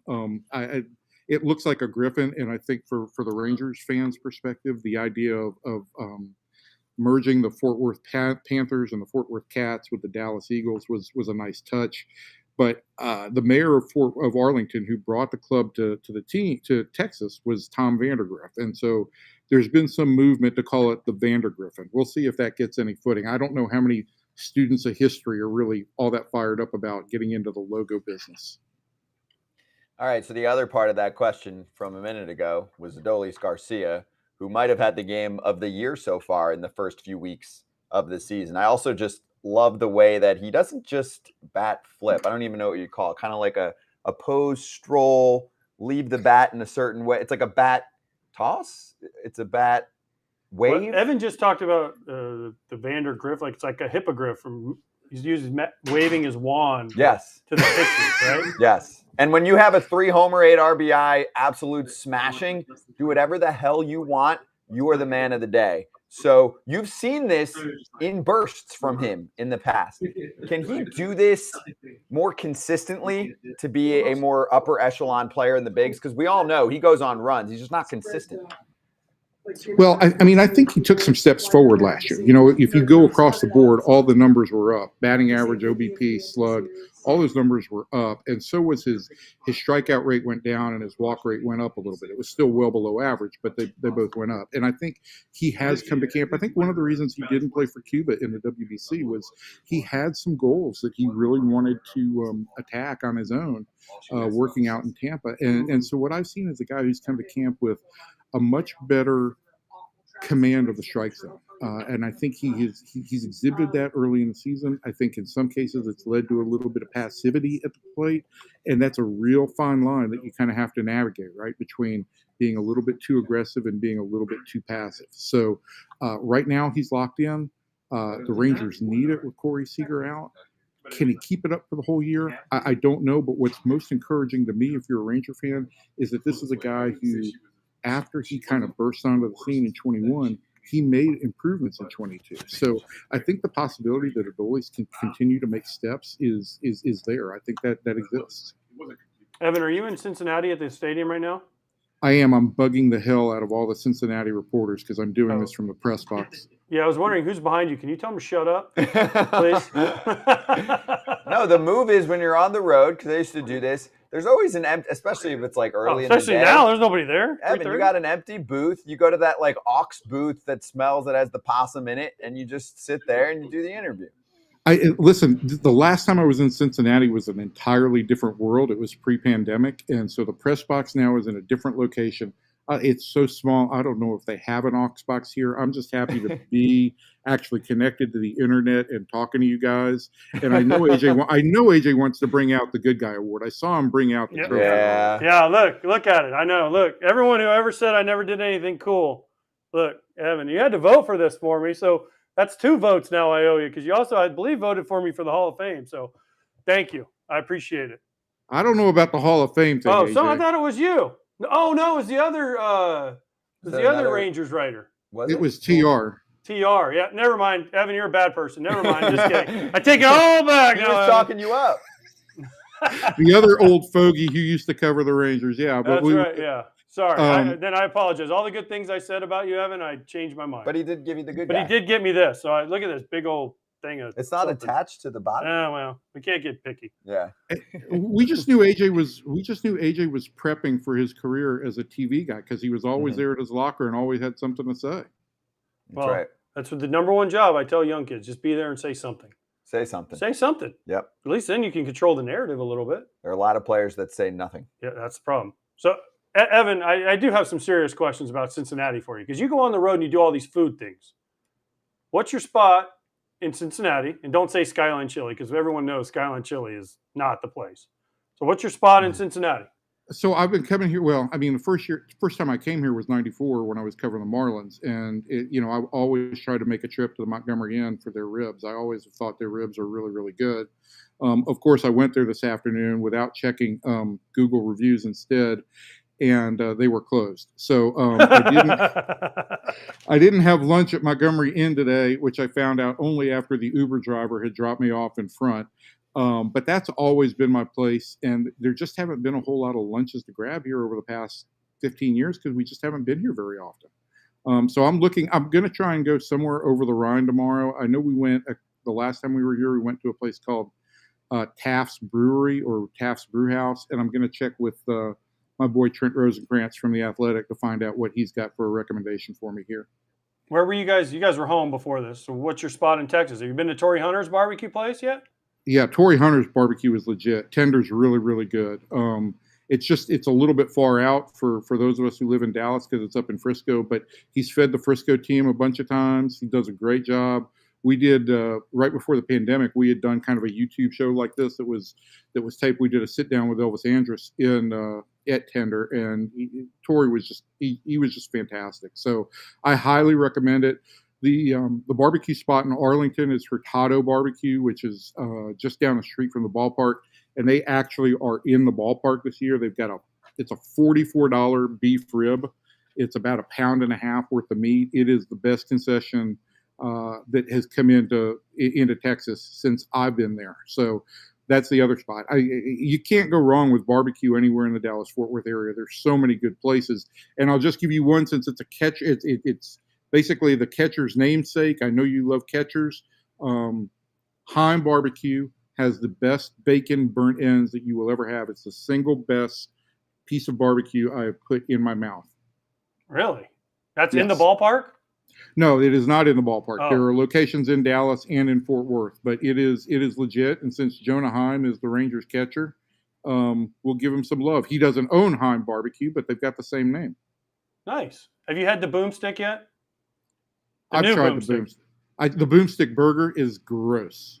Oh, say It's what? gross. No, It's gross. Yeah, I mean, it was good. What about the corn ribs? I love the corn ribs too. They had the corn ribs were good. The corn ribs were good. I mean, it's corn. It's elotes. I mean, that's basically what it is. It's just shaped like it's cut off like a little rib. It was good food, good eating. You can give it to your kids and be happy, and it's portable. So I like that. But I guess they did bring you the boomstick burger when you guys did the game. No, I paid for it because you wouldn't pay for it, so I had to. But it's okay. Well, you didn't come up to the press box and say hello. So I mean. You didn't have that short or the 1.5 pounds. What was that? The beef? I had the boomstick burger. No, the 1.5 pounds. Oh no, I didn't see thing. the Flintstone rib. I would have loved to gnaw on that thing. If you come back to town, AJ, we'll make sure and get you one because it is legit. It's really, really good. It's a lot of food, but if you're bringing multiple people, it comes right off the bone with a fork, and you can share it. So I have two things. One, this is always a miss from teams when there's a national game in town. Like AJ comes in town, Fox Crew, the big wigs, they should always bring food to the press box because 90% of the time they will either eat it on air or bring it up, which is like a free freaking commercial. Yes, please bring it. Where am I? Miami this weekend. Why don't whatever teams y'all got do in that? Miami, bring it on. You got any recommendations in Miami, Evan? To eat like outside of Miami? Oh yeah. Last year when we were there, I had a really mediocre Cuban sandwich in the ballpark, so I would not recommend that. Okay. Miami has work to do. Okay, so last question for me on the Rangers, Evan. This team shocks the world and makes the playoffs this year if what? I think it's a simple answer, Scott. If Jacob deGrom stays healthy. But you think this team makes the playoffs if Jacob deGrom gives them 32 starts? I don't think he needs to give him 32 starts. I think if he makes between 25 and 28 starts and that rotation falls in line behind him, this team is going to be playing meaningful games in September. And yeah, I when we did our predictions in print, I gave them 85 wins in the last wild card spot in the American League. Wow. What about Evaldi? I mean, listen, that's the thing, right? I mean, you've got when Jacob's there at the top of the rotation. How good does the rotation look when Nathan Eovaldi's pitching 2 and when Andrew Heaney is pitching 5? It's a deep starting 5. They've got to stay healthy. And there's, those are the risks that Chris Young took in signing all these guys. But there is real talent there. And what they bet on with these guys is that these guys have the ability to strike guys out and not beat themselves with walks. And that's what we have seen. If it holds up, this is a good baseball team.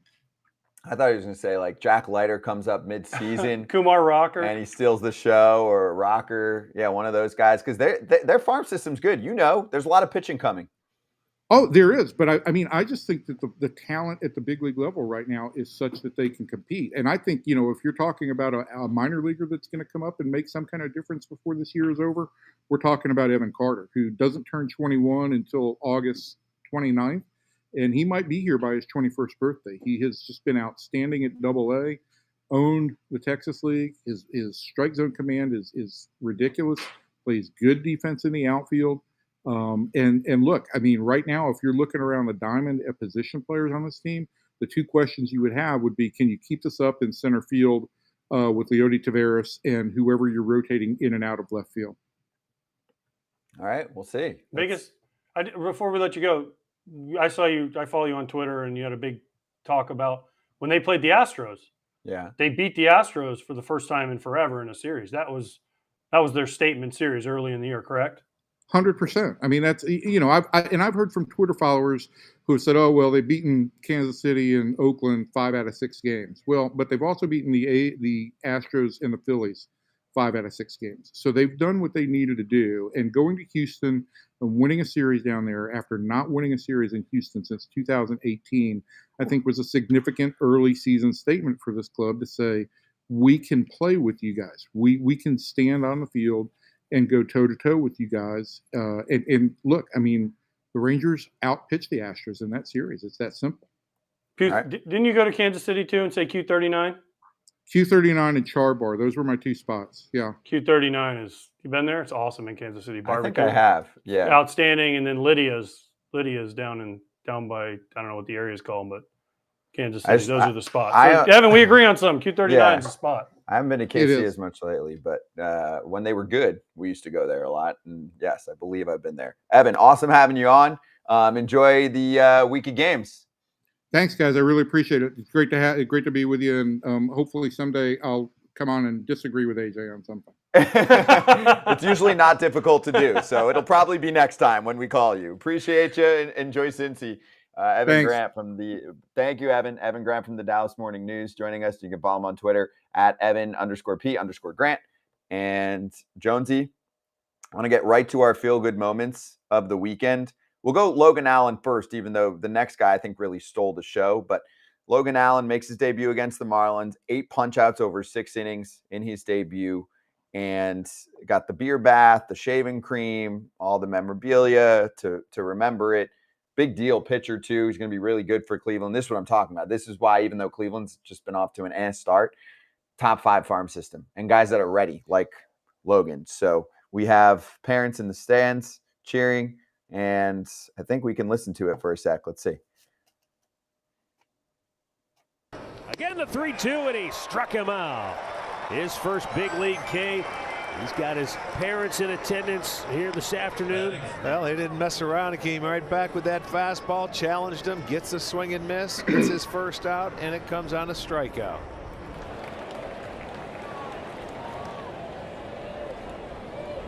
Props to Guardians Twitter for posting that. It looks like the fam had to stay a little warm, too. Warm and toasty for that one. It's Cleveland. I like the face. Cleveland in April. It's always cold. It's amazing. Your debut. That's just amazing. We work our asses off to get there. I'm glad he was able to share it with his family, and that's amazing. It was he had a good start against. I think it's a good time to start against the Marlins. But now there's some video out on him, and now he's going to have to make that adjustment. That's what I love about the big leagues. It's a constant adjustment. Let the games begin. Well, I've been hearing about Logan Allen for years here in Central Florida because he's from kind of this area, and he was according to people around here, he was one of the best high school pitchers they ever saw. around here. And then he went to college and got drafted, and now he's in the big leagues. So anytime a Central Florida guy makes it to the big leagues, more power to you. And he's 24, which in my mind usually means better chance that he has success right away, just based on age curve. If you get called up at 22 versus 24, right? He's marinated a little bit in the pros. And he went to college, pitched 3 years. Yep. I think at FIU. Pretty sure FIU. Congrats to him, and congrats to, I'm going to butcher this one, Drew Maggi. Even though there's no D. I don't know. The D is silent. Yeah. Oh, the D is invisible. Maggi. Whatever. Congrats to him. His first big league game after 13 minor league seasons. It's funny, I called some of his games in the Cape League probably, I don't know, what were you, 16 12? years ago or something. Was I 12? No, I'm in my mid-30s. So is he. So we're the same age. And I was in college calling Cape League games. And we called him, I remember everyone called him Drew Magi, so they totally botched that one. But now that he's a big leaguer, they get the name right. And here is a little sound from his debut. It is with great pleasure that I get to promote my first person to the major leagues, and someone that is tremendously important to this group, and someone that exemplifies grit, a choice to continue to fight for what he wants in life, and a lot of that is having the right perspective. And so Maggi, you're going to get an opportunity to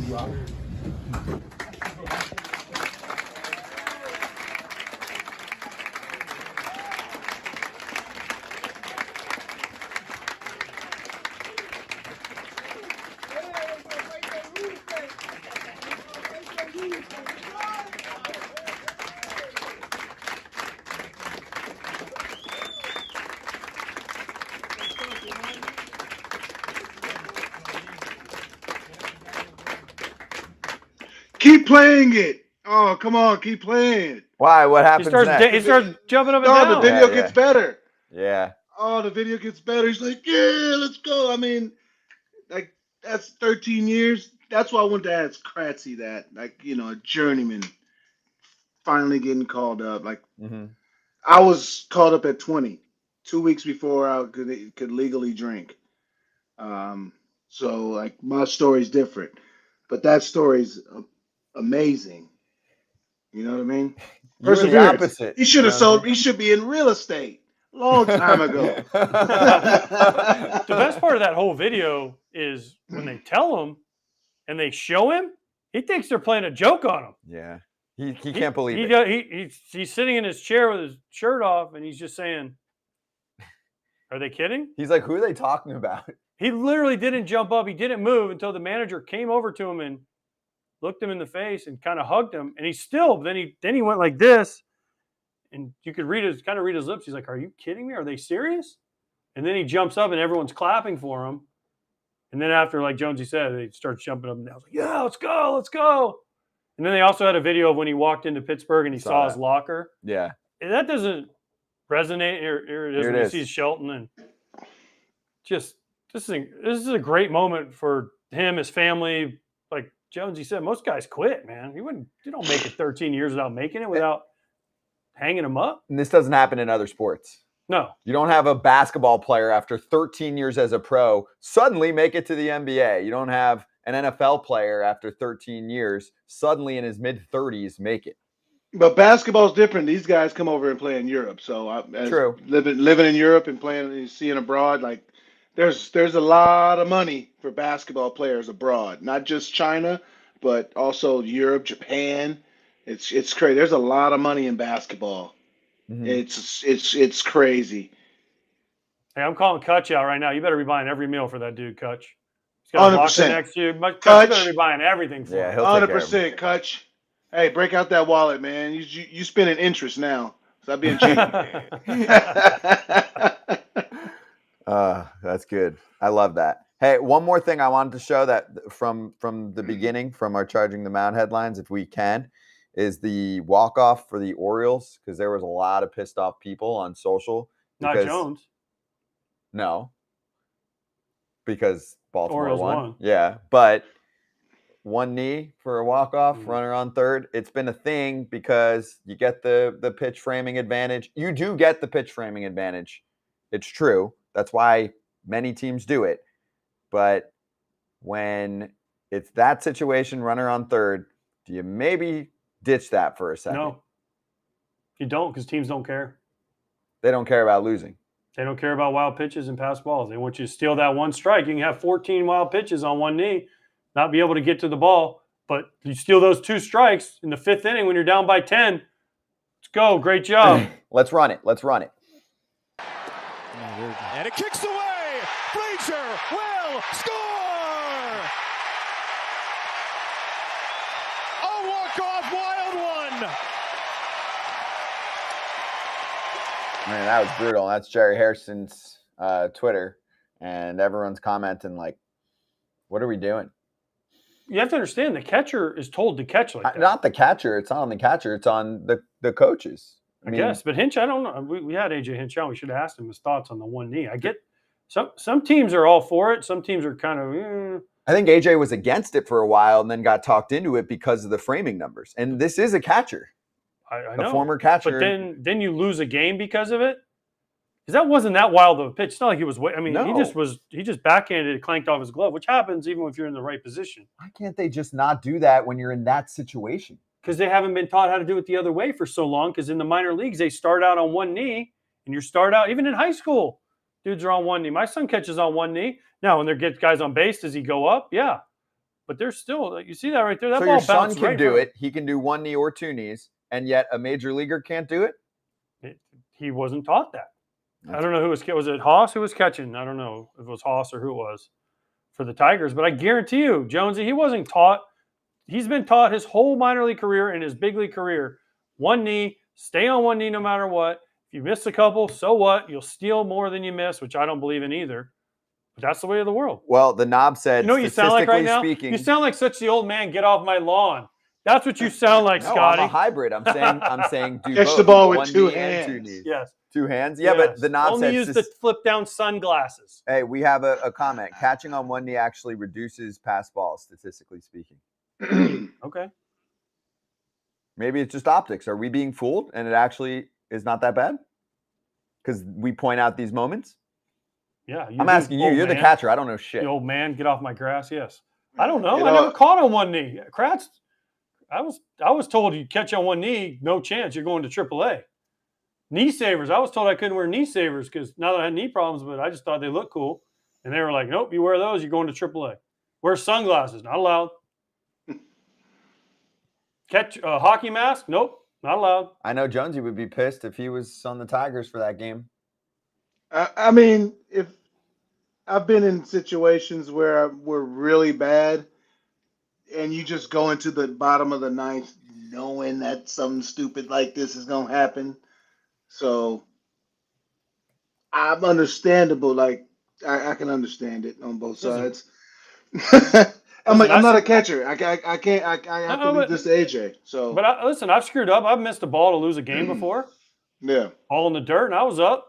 Same here. Shit happens. Just because you're the old man and you want to yell at the guy for being on one knee, that's your own fault. Don't try to make this about Jonesy and I.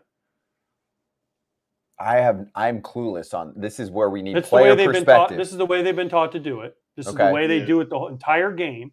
It's just magnified because it was the winning run. Okay, then that's fine. That's That's it. actually a good take. And then, I guarantee because you, people get pissed about it. They're like, get off the one I know. knee. There's a lot of people that do. But you but- have to understand. They catch 9 innings with this. They catch 9 innings. They miss one in the 5th inning and the run scores. Well, it's different. But that's the way they've been taught to do it. That's the way they've been told to do it. And not everybody's as athletic as the next person. You got to remember that too. Like Barnes is athletic, Smith is athletic, Riamuto obviously is the best in the game. He's athletic. Like not everybody's as athletic. But I want to point out, I forgot the guy's name, the catcher for the Tigers, but he has a nasty Fu Manchu. Isn't that Haas? Isn't it Haas? Eric Haas? No, the other catcher. The big tall guy? He's not that tall. Griner? Nope. Let's see. I mean, look up the box scores from yesterday. Rogers and Haas are the 2 catchers on their roster. Is it Rogers? He has a nasty Fu Manchu. I had to point that out. Yeah, It was Rogers yesterday. Rogers? Okay, that's him. Yeah, that's him. It was dirty. I Jake just had to Rogers? point that out. Yeah. All right. Well, that's a good way to make them feel better. Great after name all too, that. Jake Rogers. That's a Yeah. great catcher's name. Jake from State Farm. All right, let's do Taylor. slap hands.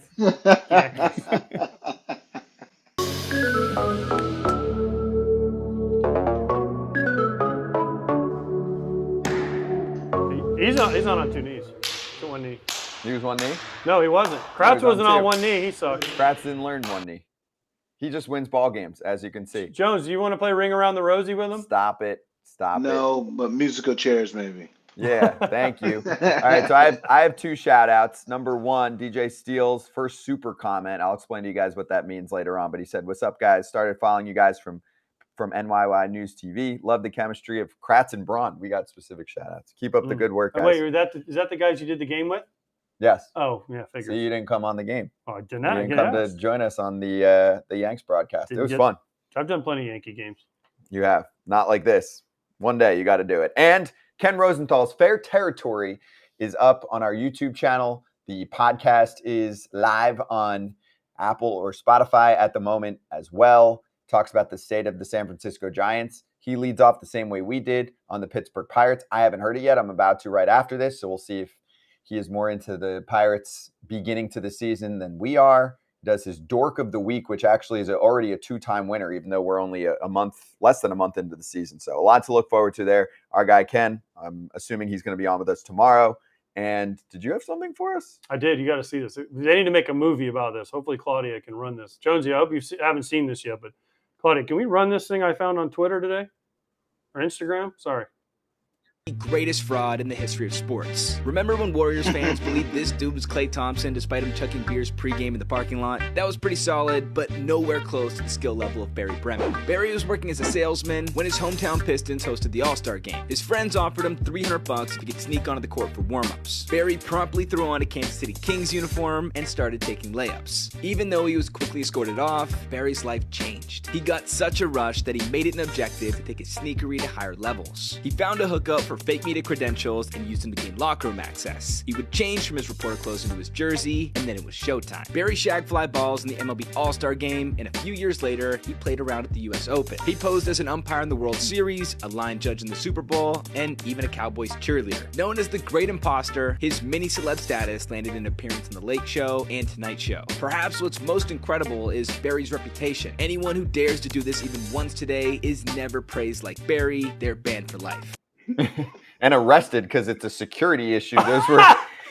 Those were different Dude, he times. got to the All-Star Game, NBA All-Star Game, did layups, shagged in the MLB All-Star Game, was a line judge in the Super Bowl, and was an umpire at the World Series at the home play meeting. He's standing there like, "Hey guys, how we doing? Let's exchange lineup card."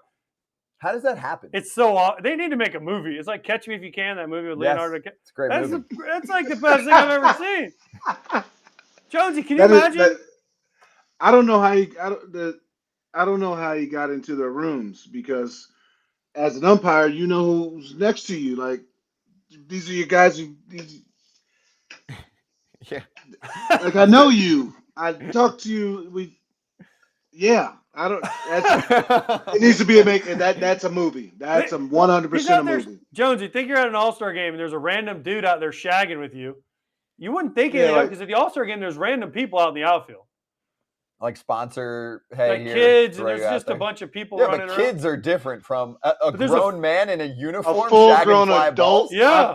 I'd question. I'd be like, who It the was hell a are di- It was you? a different time, though. Granted, it was like in the 70s when Right. things were a lot looser. I mean, I always remember Hank Aaron and the two dudes that were following him on the home run ball. Yeah. And they had Nowadays, scopes on their asses too. yeah, nowadays those two guys would be dead.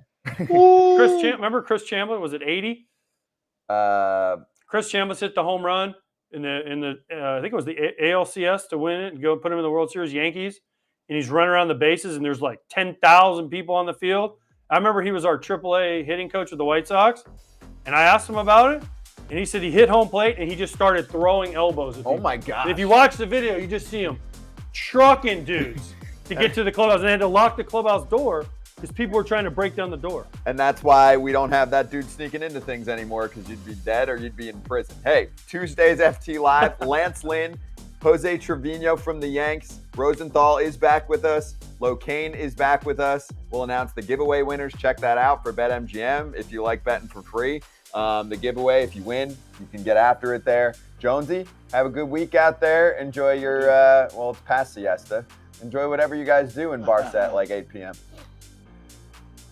Sleep. Sleep. No, here's dinner. All right.